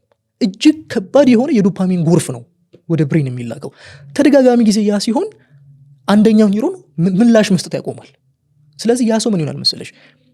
ድሮ በጥቂት ነገሮች ይደሰት የነበረው ሰው፣ ቤተሰቡን ሲያገኝ ይደሰት የነበረው ሰው፣ ጓደኞቹን ሲያገኝ ይደሰት የነበረው ሰው፣ አዲስ ነገር ሲያገኝ ይደሰት የነበረው ሰው ደስታውን ያጣል። ምክንያቱም ጭንቅላቱ አሁን ትልቅ ዶፓሚን ነው የሚጠብቀው። ምክንያቱም ዲሴንሲታይዝድ ሆኗል ማለት ነው። ረዳሽኝ? እና አሁን ላይ ያ ነው አብዛኞቹ ሰዎች ውስጥ እየሆነ ያለው። ብዙዎች ብቸኛ ሆነዋል። ብዙዎች ባህሪያቸው ተቀይሯል። በጣም በፊት ይጫወቱ ምናምን የነበሩ ልጆች አሁን ላይ ቤታቸውን በራቸውን ቆልፎ አይወጡም። ለምን ካልሽ የትኛውም ዶፓሚን አያረካቸውም፣ ማህበራዊ ህይወታቸው አያረካቸውም፣ ትምህርታቸው አያረካቸውም። ትርጉም አጥተዋል በሁሉ ነገር ውስጥ። ምን ያመጣል ይሄ? ደስታ ማጣት። በቃ አዘይንዶ ፍጠዲ አንሄዶኒያ የምንለው በቃ ድንዝዝ ማለት ጭንቅላታቸው ድንዝዝ እስከማለት ድረስ የሚደርስበት። እና በርካታ ልጆች እንደዚህ ብለውኛል። በቃ ምንድነው እየሆንኩኝ ያለሁት የሚሉ ልጆች በጣም ብዙ ናቸው። እና ጭንቅላታቸው ግን ያንን ዶፓሚን ስለተለማመደ የሚመጣባቸው ነገር ነው። ያን ብቻ አይደለም። እንደው እንትን የሚባል ነገር አለ፣ የስሜት ተፋልሶ ጽንሰ ሀሳብ የሚባል ነገር አለ። የስሜት ተፋላሚነት ጽንሰ ሀሳብ እንለዋለን፣ ወይም ኦፖነንት ፕሮሰስ ቲዮሪ ብለን እንጠራዋለን። በዛ ውስጥ ምን ይፈጠራል መሰለሽ? አንጎላችን በሁለት ተቃራኒ ስሜቶች መካከል ሚዛናዊነትን መያዝ ይፈልጋል። ለምሳሌ በፍርሃትና በጀግንነት፣ በደስታና በሐዘን መካከል ሚዛናዊነትን ይፈልጋል። ለምሳሌ በጣም ጥሩ ምሳሌ ላንሳልሽ። እንትን አለ ፓራሹት ዝላይ፣ ኮመን ምሳሌ እሱ ስለሆነ ነው። የፓራሹት ዝላይን ከተመለከትሽ ከላይ ቆሞ እኮ ብዙ ሰዎች ይፈራል። በተለይ መጀመሪያ ጊዜ ከሆነ ምን ያህል እንደሚያስፈራ አስቢው። እና ያንን ከባድ የሆነ ፍርሃት ተመልከች። ያ ሰው ዘለለ፣ መሬት ላይ አረፈ። ከዛ በኋላ የሚሰማውን ጀግንነት አስቢ። አየሽ? ጭንቅላታችን እንደዚህ ነው የሚሰራው፣ አንጎላችን እንደዚህ ነው የሚሰራው። ይሄ የስሜት ተፋላሚነት ጽንሰ ሐሳብ ይባላል። ማለት ከላይ የተሰማውን ከፍ ያለ ፍርሃት ከታች ከፍ ባለ ጀግንነት ነው ሪዋርድ የሚያደርገው። አየሽ፣ በጣም ከፍ ያለ ፍርሃት ሲኖር ከፍ ያለ ጀግንነት አምጥቶ ነው ባላንሱን የሚጠብቀው ማለት ነው። ልክ እንደዛ ነው። አሁን ፖርኖግራፊ ጋር ቅድም እንዳልኩሽ አብኖርማል የሆነ ከፍ ያለ ዶፓሚን አለ፣ ከፍ ያለ ደስታ አለ። አየሽ፣ የሆነ የደስታ ሞለኪውል ነው አንዴ እንትን እየተደረገ ያለው። ምን ያመጣል ያ ነገር ያልሽኝ እንደሆነ ልክ ፖርኖግራፊውን አይቶ ያ ሰው እንደጨረሰ አእምሯችን ያንን ባላንስ ለመጠበቅ ሲል ከፍ ያለ የሀዘን ስሜት ያመጣል፣ እዛ ሰው ጭንቀት ያመጣል፣ ጸጸት ያመጣል። ከዛ በጊዜ ሂደት ውስጥ ምን እየሆነ ይመጣል መሰለሽ? በፓራሹቱ ልመለስልሽ። አንድ ሰው ደጋግሞ እየዘለለ በሄደ ቁጥር ፓራሹቱን ፍርሃቱ እየቀነሰ ነው የሚሄደው፣ ጀግንነቱ እየጨመረ ነው የሚሄደው። እሺ፣ መጀመሪያ የነበረው ስሜት እየቀነሰ በኋላ ከድርጊቱ በኋላ የሚመጣው ስሜት ግን እየጨመረ ነው የሚሄደው። ልክ ፖርኖግራፊም እንደዛ ነው። አንድ ሰው ደጋግሞ ፖርኖግራፊን እየተመለከተ በሄደ ቁጥር መጀመሪያ ሳያገኝ የነበረው ደስታ እየቀነሰ በኋላ የሚመጣበት ሀዘን ግን እጅግ እየጨመረ ይሄዳል። አት ዘ ኤንድ ኦፍ ዘ ዴይ ፖርኖግራፊን የሚያዩ ሰዎች ደስታን ለማግኘት ማየት ያቆሙና ከሀዘን ለመሸሽ ማየት ይጀምራሉ። እሺ፣ ልክ ፖርኖግራፊን ካዩ በኋላ የሚገቡበትን የሀዘን ጥልቀት ለመውጣት ሲሉ ድጋሚ ማየት አለባቸው። ፖርኖግራፊ እዛ ቪሽየስ ሳይክል ውስጥ ይከትሻል። አይተሽዋል ምን ያህል ስነ አእምሮ ጉዳቱ በጣም ጥልቅ እንደሆነ የምትመለከቱ በዚህ ውስጥ ነው። አካላዊ ጉዳቶቹ በጣም በርካታ ትዳሮችን እያፈረሱ ያሉ ነገሮች ናቸው። አሁን ላይ በርካታ ሰዎች እያለቀሱ ነው በዚህ ጉዳይ ላይ። እነዚህ ፕሪማቹር ኢጃኩሌሽን የምንላቸው የዘር ፈሳሽን ቀድሞ ማፍሰስ፣ ፈጥኖ ማፍሰስ፣ ዲሌይድ ኢጃኩሌሽን ዘግይቶ የመጨረስ ችግር፣ እንደዚሁም ደግሞ ኢሬክታይል ዲስፈንክሽን የብልት አለመቆም ችግሮች ምናምን አሁን ላይ በስፋት ሰዎች ላይ እየታዩ ነው። ማህበራዊ ጉዳቶች አሉት። ወንዶች ሴቶች አሁን ላይ እየተቃወሱ ነው። በፖርኖግራፊ አይዲዮሎጂ ምክንያት ወንዶች ሴቶችን ኦብጀክቲፋይ ያደርጋሉ፣ እንደ ቁስ ነው የሚጠቀሟቸው። ሜንታል አንድሬሲንግ የሚባል ነገር አለ። አንድ ወንድ በተለይ በፖርኖግራፊ አዲክሽን ውስጥ ያለ ወንድ አንድ ሴት ተመልክቶ ፊቷን አይደለም የሚያየው፣ እርቃኗን ነው የሚስለው። ሜንታል አንድሬሲንግ የምንለው ነገር ማለት ነው። እና ያ ኦብጀክቲፊኬሽን በቃ ያቺ ሴት ባይዘዌ ማንም ሴት እህቱም ልትሆን ትችላለች። ያቺ ሴት ተረዳሽኝ? አእምሮ የሚያስበው ያንን ነገር ብቻ ስለሆነ እና ብዙ ሰዎች እህቶቻቸውን እንደዚህ በማየት ውስጥ ራሳቸውን በጣም እየወቀሱ ያሉ ሰዎች አሉ። በሀዘን ስሜት ውስጥ ያሉ ፍረስትሬት ያደርጉ ሰዎች አሉና ወንዶችም ተመሳሳይ ናቸው፣ ሴቶችም ተመሳሳይ ናቸው። በእነዚህ አይነት ነገር ሊጠቁ ይችላሉ። ስለዚህ ኦብጀክቲፋይ የማድረግ ነገሮችን ትመለከቻለች። መንፈሳዊ ተጽዕኖዎች በጣም ብዙ ናቸው። መቼስ መንፈሳዊ ተጽዕኖ በተለይ ለአንድ ክርስቲያን ብለሽ ስታስቢ ከምትወጁ ከአምላክሽ የሚለይሽ ነገር ነው። ታውቂዋለሽ፣ ትክክል እያደረግሽ እንዳልሆነ ታውቂዋለሽ። በክርስቶስ የምትጠብቂው የሞራል ልዕልና አለ፣ ያንን ልዕልና ታውቂዋለሽ። ስለዚህ የህሊና ነውጥ ውስጥ ትገቢያለሽ። በቃ የህሊና መናወጥ ውስጥ ነው የምትገቢው። እና ያ የህሊና መናወጥ ደግሞ ብዙዎችን ከቤተ ክርስቲያን እያጠፋ ነው። ብዙዎች ከቤተ ክርስቲያን እየወጡ ነው። ብዙዎች መንፈሳዊታቸው እየታመመ ነው። እና መዘዞቹ ዘርፈ ብዙ ናቸው ብሎ ማንሳት ይቻላል። መፍትሄ ያለው አሁን በእንደዚህ አይነት ይህንን ቪዲዮ እያየ ያለ ሰው በእንደዚህ አይነት አዲክሽን ውስጥ ያለ ሰዎች ካሉ መፍትሄ ያለው ትላቸዋለ ወይስ ተስፋ የሌለው ነገር? ማለት ልክ ነው። መፍትሄዎች ያው መፍትሄ ግድ ነው። መፍትሄ ባይኖረው ያው ዲስከሽኑም ፖይንትለስ ነው የሚሆነው። እና መፍትሄዎች አሉ። እንግዲህ መጽሐፌ ላይም በስፋት ያቀረብኩት የመፍትሄ አቅጣጫዎች አሉ። የብርሃን ህግ የሚሰኝ የመፍትሄ አቅጣጫ ነው በዋነኛነት። እና እንደው በጣም ከመሰረቱን ጀምር ካልን ቅድም ያልናቸውን ነገሮች መጀመሪያ ማስተካከል ነው። ማንነትን ማስተካከል፣ ምንነትን ማስተካከል፣ ለምንነትን ማስተካከል ጋር ነው የሚጀምረው። እነዛን ካስተካከልም በኋላ ፖርኖግራፊን እንደ ሲንግል ኢሹ ደግሞ ፌስ ስናደርግ የብርሃን ህግ ያልኩትን መጠቀም ነው። እንግዲህ ብርሃን እያንዳንዱ ፊደላት የራሳቸው የሆነ ውክልና አላቸው። ብ የሚለው ብርታተ መለኮትን ያሳያል። ር የሚለው እርጋተ ህሊናን ያሳያል። ሀ የሚለው ሀሌው ድርጊትን ያሳያል። ን የሚለው ንቁ ባልንጀራን ያሳያል። ብርታተ መለኮት ስንል እንግዲህ ጳውሎስ የሚለው ነገር አለ፣ በጌታና በኃይሉ ችሎት የበረታችሁ ሁኑ ይላል። እና ነገሩ መንፈሳዊ ውጊያ ስለሆነም አንድ ገጽታ ስላለው በዛ ምንዋጋው በራሳችን አቅም ብቻ አይደለም፣ የእግዚአብሔር እርዳታ ያስፈልገናል። አየሽ፣ ምናልባት አንድ ነገር ባነሳለሽ ደስ ይለኛል። እዚህ ጋር ቅድስና ላይ ቅድም ባነሳው ደስ የሚለኝ ነገር ነበር። ይሄ ነገር ብርታተ መለኮት ላይ ስለሆንኩኝ ላንሳለሽ እዛ ጋር። እና ብዙ ሰዎች ቅዱስ እንዴት ነው መሆኑ ብሎ ያስባሉ። እና በጣም ብዙ ጽንፈኛ መልሶች አሉ። አንዳንድ ሰዎች ቅዱስ የሚያደርገ እግዚአብሔር ነው፣ በቃ አንተ ምንም አይጠበቅብህም። በእንግሊዘኛው በጣም የሚገርም ቃል ነው፣ ሌት ጎይን ሌት ጋድ፣ በቃ ልቀቅና ተውና ፍቀድለት አይነት ነገር ነው። እግዚአብሔር ነው አንተ ላይ የሚሰራው፣ እንደ ቁጭ በል አንተ። በጣም የሚገርምሽ በርካታ አዲክሽን ውስጥ ያሉ ሰዎች በዚህ ምክር ምክንያት የሆነ ጠዋት ላይ ከእንቅልፌ ስነሳ አዲክሽኑ ለቆኝ ይሄዳል ብሎ እየጠበቁ ነው። ገብቶሻል? የሆነ ሚራክል ይፈጠራል። ብለው እየጠበቁ ነው ያሉት። በቃ ሌት ጎይን ሌት ጋድ ስለተባሉ ማለት ነው። የሚፈጠር ሚራክል የለም። በቃ አንድ ሌሊት የሆነ ለቆሽ የምታገኙ ነገር አይደለም። እግዚአብሔር የፕሪንሲፕል አምላክ ነው እና የቅድስና መርህ አለው እና እግዚአብሔር ብቻ ነው የሚሰራው ማለት አይደለም። ሌላኛው ደግሞ ኤክስትሪም አለ። ቅድስና የሰው ስራ ነው የሚል ኦኬ፣ የሰው ስራ ነው ማለት አንተ ነው የምትሰራው እግዚአብሔር ምናምን አትበል። በቃ ይሄ የፔላጂያን ትምህርት ነው በቤተክርስቲያን ታሪክ ውስጥ እና ብዙ ሰዎች እነዛም እየተመከሩ ነው። ዛሬ ላይ ተስፋ ቆርጠው ተተውታል። ብዙዎች ከቤተክርስቲያን ጭራሽ ጠፍተዋል። በቃ እነዛ ሰዎች ማለት ነውና የሰው ስራም አይደለም ቅድስና፣ የእግዚአብሔርም ስራ የእግዚአብሔርም ብቻ ስራ አይደለም፣ የሰውም ስራ የሰው ብቻ ስራም አይደለም። አንዳንድ ሰዎች ደግሞ መሐሉን ሚዛኑን ለመጠበቅ ብለው 50% ከእግዚአብሔር 50% ከሰው ነው ነገሩ። ፓርትነርሺፕ ወይም ሽርክና የምንለው ነገር ማለት ነው። አይሽ ዲል ፈጽመሽ የምታረዩ ነገር የሚመስላቸው ሰዎች አሉ። ቅድስና እንደዛም አይደለም። ቅድስና ምንድነው ከተባለ ቅድስና ከእግዚአብሔር ኃይልን ተቀብለሽ አንጂ የምትኖሪው ህይወት ነው። ኃይል የሚሰጠው ከእግዚአብሔር ነው። ብርታት የሚሰጠው ከእግዚአብሔር ነው። የምትኖሪው ድርጊቶቹን የምታደርጊው ግን አንቺ ነሽ። የሚጠበቅብሽ አንቺ አክቲቭ የሆነ ተሳትፎ ያስፈልግሻል። ግን ኃይሉ 100% የሚመደበው ከእግዚአብሔር ዘንድ ነው፣ ከሰው ኃይል አይደለም የሚሆነው ያ ነገር እና ያ ነገር በጣም ወሳኝ ነው። ቅድስና እግዚአብሔር ለእኛ የሚሰራው ስራ አይደለም፣ እግዚአብሔር በእኛ የሚሰራው ስራ ነው። ስለዚህ ይሄ ነገር በጣም ኢምፖርታንት ነው። ብርታተ መለኮት ላይ ሰዎች እነዚህ ማሰብ አለባቸው። ስለዚህ ጸጋ ያስፈልጋቸዋል፣ ጸሎት ያስፈልጋቸዋል፣ ጸባይ ያስፈልጋቸዋል። እነዚህን ሶስቱን ነገሮች በሚገባው ማየት አለባቸው። መፍትሄ ደረጃ ላይ እርጋተ ህሊና የምንለው ጋር እንለፍ። ብርታተ መለኮትን ካየን የሚለው እርጋተ ህሊናን ያሳያል። እርጋተ ህሊና የህሊና ነውጥ መልስ ነው። ብዙ በፖርኖግራፊ አዲክሽን ውስጥ ያሉ ሰዎች የህሊና ነውጥ ውስጥ ናቸው። ማለት የህሊና ነውጥ ማለት በአኗኗርና በአመለካከት መካከል ያለ ለየቅነት የሚፈጥረው የህሊና ቁስል ነው። የሚፈልጉት ሌላ የሚኖሩት ሌላ ሲሆን ማለት ነውና አመለካከታቸው አንድ ነው፣ አኗኗራቸው ሌላ ነው የሚሆነው። ስለዚህ በእነዚህ ሁለት የተለያዩ ዓለማቶች ውስጥ ሲኖሩ የህሊና ቁስል ይገጥማቸዋል ወይም የህሊና መናወጥ ብለን እንጠራዋለን። ከዛ ውስጥ ወጥቶ እርጋተ ህሊና እንዴት ነው የምናገኘው ነው የሁለተኛው ብርሃን በሚለው ውስጥ የምታሳየው እርጋተ ህሊና የሚለው ቻፕተር የሚያሳየው እሱን ነውና አኗኗራችን እንዴት ነው መቀየር የምንችለው የሚለውን ነገር በስፋት ያሳያል።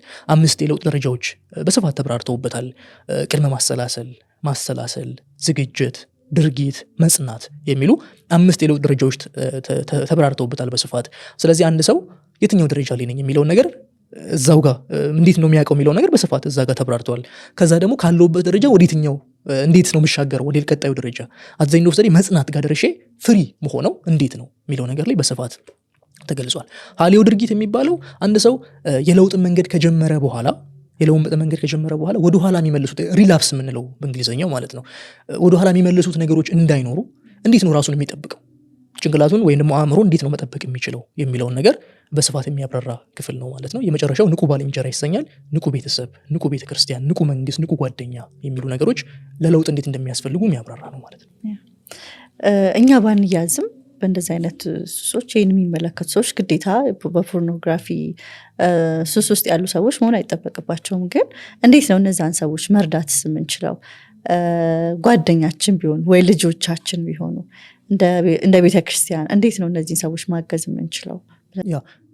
እንግዲህ ንቁ ባልንጀራ በመሆን ነው። በዚህ ውስጥ ንቁ ባልንጀራ በመሆን ነው እንዳልኩሽ። ንቁ ባልንጀራ ንቁ ጓደኛንም ይይዛል፣ ንቁ ቤተሰብንም ይይዛል፣ ንቁ ቤተክርስቲያንን፣ ንቁ መንግስትንም በውስጡ ይይዛል።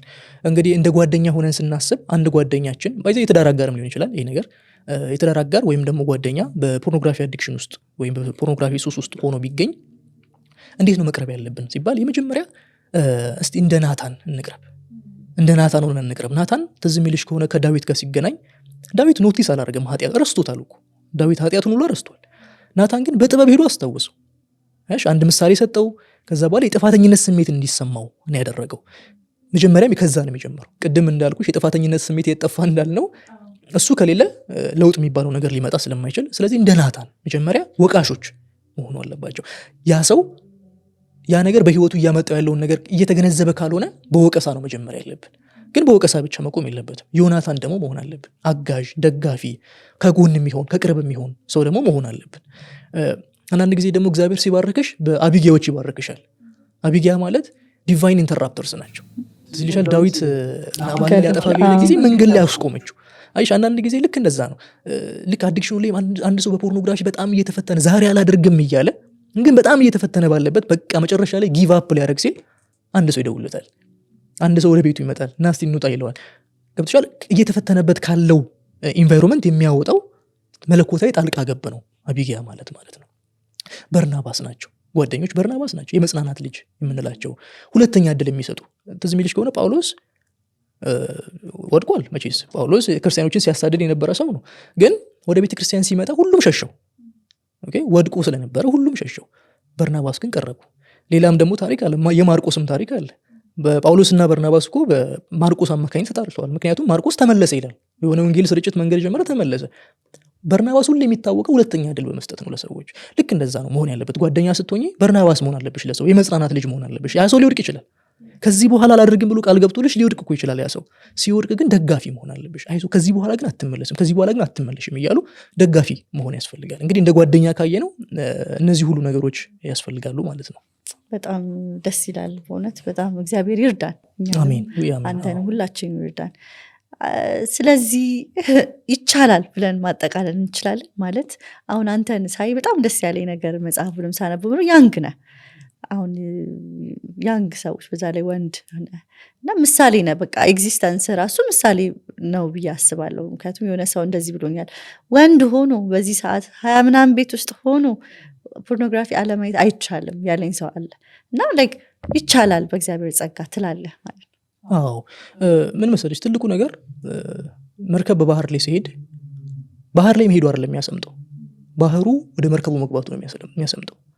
አየሽ በዓለም ውስጥ ስትሆኚ ዓለም ላይ መሄድሽ አይደለም፣ ዓለም ወደ አንቺ ውስጥ መግባቱ ነው ትልቁ ነገር። እና ልክ ነው ያስብላል። አሁን ያለው ነገር አብዛኛው ሰው እንደዛ ስለሆነ ያስብላል። ነገር ግን ባህር ውስጥ እየሄድን ነውና ባህሩ ማስገባት አለብን ማለት አይደለም፣ ወይ ደግሞ ሰጥመናል ማለት አይደለም። ባህሩ እኛ ውስጥ መግባት ከጀመረ ነው አደጋ የሚመጣው። ለዚህ ነውና ጥንቃቄ ማድረግ ያለብን ለዛ ነው። ግን እንዳልሽው ነፃ መሆን ይቻላል፣ ማሸነፍ ይቻላል። ነፃ መሆን ብቻ ሳይሆን እዛውም ውስጥ ገብቶ ቢሆን መውጣት ይቻላል። እንደገና እንደ አዲስ ህይወት መምራት ይቻላል። ጭንቅላታችን ትሬን መደረግ የሚችል ነገር ነው። ይሄ ኒውሮፕላስቲሲቲ እንለዋለን። ማለት ልክ በሱስ ውስጥ አይደል ትሬን አድርገን እዚህ ያደረስ ነው። ዛሬ የምናየው ዛሬ የሚጸጽተን ዛሬ ይሄን ሁሉ መዘዝ እያየን ያለ ነው እኮ በሱስ ውስጥ ትሬን ስላደረግ ነው። ግን ሪቨርስ ማድረግ ይቻላል። አንጎላችን ረዥም ጊዜ ሊፈጅ ይችላል፣ ብዙ ሊያሰቃይ ይችላል፣ ግን ይቻላል። በቃ ንጹህ አእምሮ መያዝ ይቻላል። ድጋሚ አንጎላችን ንጹህ ማድረግ ይቻላል። ስለዚህ ይቻላል። ቴንኪዩ በጣም። በቀጣይ ከከናን ምን እንጠብቅ?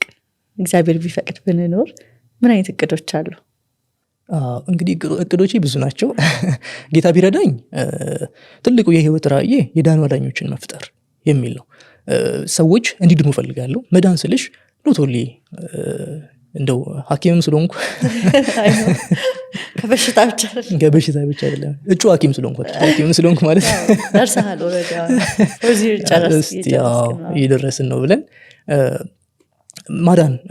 ማዳን ስንል እንደው ፊዚካል ብቻ ጤናቸውን አይደለም፣ መንፈሴ ጤናቸው፣ ስነ ልቦና ጤናቸውን ያን ነገር ማዳን፣ ከዛ በኋላ ፊት እንዲሆኑ ማድረግ፣ ከዛ በኋላ ለሰዎች ደግሞ እነሱም እንዲተርፉ ማድረግ። በቃ ይሄን ሰንሰለት መገንባት ነው ትልቁ የህይወት ራእዬ፣ ቪዥኔም ይሄ ነውና ከዚህ በኋላ ባሉት ጊዜያቶች በዚህ ላይ እንግዲህ በስፋት ጌታ ቢረዳኝ እንደ እግዚአብሔር ፍቃድ እድሜና ጤና ይስጠኝ እና ፍቃዱም ከኔ ጋር ይሁን፣ አቅሙ ከኔ ጋር ይሁን። በዚህ ላይ በስፋት የመስራት እቅድ አለኝ።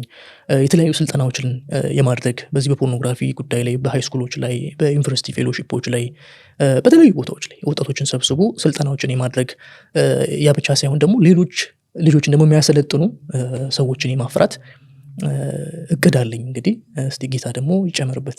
አሜን አሜን። ሌላ መጽሐፍ ከከናን እንጠብቅ? ይሄን ሁሉ ታልፎ ይለፋል ይከብዳል። እኔ እንጃ። እስቲ ያው አልጽፍም ማለት አይቻልም፣ ግን እኔ እንጃ እንግዲህ እስቲ አላውቅም። ቴንኪዩ በጣም ከኑ። ከመለያየታችን በፊት ጂሲጂ ፋን ኩዌሽኖች አሉ።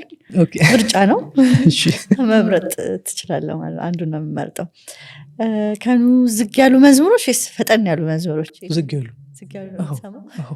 ወዲያው ማለት ማሰቡላ አልጠየቅ የእውነት አይካንት በጣም እንዲህ ፍጥን ያለ መዝሙር አይካንት። እውነት ለምንድነው ግን? እኔ እንጃ ተፈጥሮ ሊሆን ይችላል። እና በጣም ዝግ ያለ መዝሙር ካልሆነ አይካንት ማሰብም አልችል። ብዙ ጊዜ መዝሙር የምሰማው የሆነ ነገር እያነበብኩ ነው፣ ብዙ ነገር እየሰራው ነው እና ያው ከፈጠነ እሺ። መጽሐፍ ቅዱስ በሃርድ ኮፒ ወይ ሶፍት ኮፒ የምታነበው? በሃርድ ኮፒ። ጸሐፊና መጽሐፍ በእርግጥ እውነት ነው። እሺ ብሉይ ኪዳን ወይስ አዲስ ኪዳን ብዙ ጊዜ የምታነበው? አዲስ ኪዳን። አዲስ ኪዳን ብዙ ጊዜ ማነበው መመርጠው አይደለም ምርጫማ ተውኩ በቃ ሲያስቸግሩኝ እንደዚህ። እሺ ዲቮሽን ታይም ጠዋት ወይስ ማታ? ማታ። ጠዋት ክላስ ነኝ ሜዲሲን ነው። ማታስ ግን ከጥናት ጋር እንዴት? ሌሊት ብዙ ጊዜ ሌሊት 9 ሰዓት ምናምን ነው ዶርም ገባውና ከዛ በኋላ ያለኝን የተወሰነ ጊዜ ለዛ ነው ማሳለፈው። ቤተክርስቲያን ከፊት ከሚቀመጡት ነው ወይስ ከኋላ የሚቀመጠው ሰው ነው? መካከል እውነት አይ ብዙ ጊዜ ከፊት አልቀመጥም። እውነት ለመናገር ከኋላም አትቀመጥም? ከኋላ እንዲህ በጣም የኋላ ባክቬንቸር የሚባል ሰውም አይደለሁም። ብቻ የሆነ መሀል ላይ ሴንተር የሆነ ቦታ ደስ ይለኛል። አደጋ ካለም ወደ ኋላ ለመሮጥ ወደፊትም የሚያስመጣ ካለ ደስ ይላል። ግን መሀል ያለኝ ሰው የለም እስካሁን። ግን መሀል ራሱ ምርጫ ላይ መግባት ነበረበት። ተንበርክኮ የሚጸሉት ነው ወይስ ቆሞ እየተንቀሳቀሱ ነው የሚጸሉት? ቆሜ እየተንቀሳቀስኩ። እሺ ቤተክርስቲያን በጠዋት ከሚመጡት ነው ወይስ ከሚያረፍዱት? ከሚያረፍዱት ነው። እሱ እውነት ነው። ምነው በክላስ ምናምን ወይስ በቃ? አይ ያው ብዙ ጊዜ እሁድ ነው የሚሆነው። እንደው በክላስ ማሳበብ ምናምን ነገር አልፈልግም። ግን ያው መንዴ የሚገቡ ብዙ ነገሮች ይኖሩብኛል ማስገባቸው ነገሮች እና ቶሎ ጨርሼ ምናምን ነው ብዙ ጊዜ እንትን የምለውና አይመቻችልኝም ጊዜ ብዙ ጊዜ። ለዛም ነው ዝግ ብሎ የሚያመልኩት ነው ወይስ እየዘለሉ ያሸበሸቡ የሚያመልኩት? ይሄ አንቺ ራስሽ መገመት ይችላል። አይ ነው በቃ ዝግ ያለ መዝሙር የሚሰማ ሰው ሊዘል አይችልም። ይሄ እውነት ነው። ተመልሶልኛል፣ መመለስ አይጠበቅም። እሺ የመዝሙር ኮንሰርት እና ትምህርታዊ ኮንፈረንስ እኩል ቢዘጋጅ የትኛውን ትሄድ? የመዝሙር ኮንሰርት በምንም ታምር አልሄድም። ቃሉ አልወደውም። ከመዝሙር ግን የሆነ ጸበኛል አይደለም። አይ እውነት ነው። አክቹሊ ከኳየር ተባርሬያለሁ። እሱ ትራውማ ነው። በቃ እሱ ትራውማ ነው። እውነት ነው። አስቸገርኳቸው የሆነ ጊዜ ኳየር እንደነበርኩና እሺ የኔ ድምጽ ብቻ መጨረሻ ላይ መሰማት ጀመረ። እነሱ አንዷን መስመር ሳይጨርሱ ሁለተኛውን ማለት ጀመርኩና እኔ አይ ያሉኝ በቃ ትምህርት ሲኖር እንጠራለን ብለው። አሁን እኮ ገባኝ፣ ተመለሰልኝ ሁሉ ጥያቄዎች እና ለዛም ነው። ኦኬ እሺ የጉባኤ አምልኮ ቢግ ጋዘሪንግ ወይስ ስሞል ባይብል ስታዲ ምናምን አይነት? ስሞል ጋዘሪንግ እንዳልኩሽ ዲስከሽን በጣም ወዳለሁ ከሰዎች ጋር እና ስሞል ባይብል ስታዲ በጣም። ቸርች ፕሮግራም ሲያልቅ ቶሎ ከሚወጡት ነው ወይስ ቀስ ብሎ ሰዎች አግኝቶ ምናምን ይወጡ? ማን አገኛለሁ? ቶሎ ነው የምወጣው። ቶሎ ወዲያው እንዳለቀ አሜን ሲባል ላጥረው የእውነት እንደዛ ተጋፍቼ ምናምን ደስ ይለኛል። ከህዝቡ ጋር አንድ ላይ በህብረት ምናምን ለምን ጀስት ቶሎ ወደ ስራ ደግሞ ማለት ያው ቶሎ እንትን ነው የኛ ነገር ትንሽ ታይም እንትን ስላለው በቃ የሆነ ነገር አለቀ ማለት ብድግ ማለት ነው ቶሎ። እሺ የምትወደው ዘማሪ አንድ ግን ከባድ ነው መዝሙር ግን ያው ዝግ ያሉትን ሰማለሁ። አይ ሰማለሁ። የምትወደውን ዘማሪ ከወንድ አንድ ከሴት አንድ?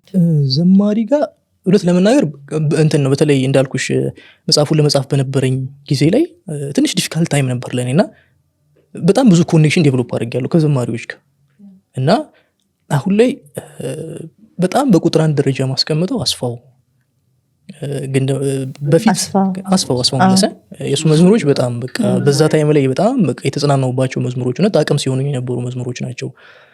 ከዛ በተረፈ ግን እነ ተስፋዬ ጋቢሶ እነ ታምራት ኃይሌ የአባቶቻችን መዝሙር እኔ በቃ በጣም የምደነቅበት መዝሙሮች ናቸው።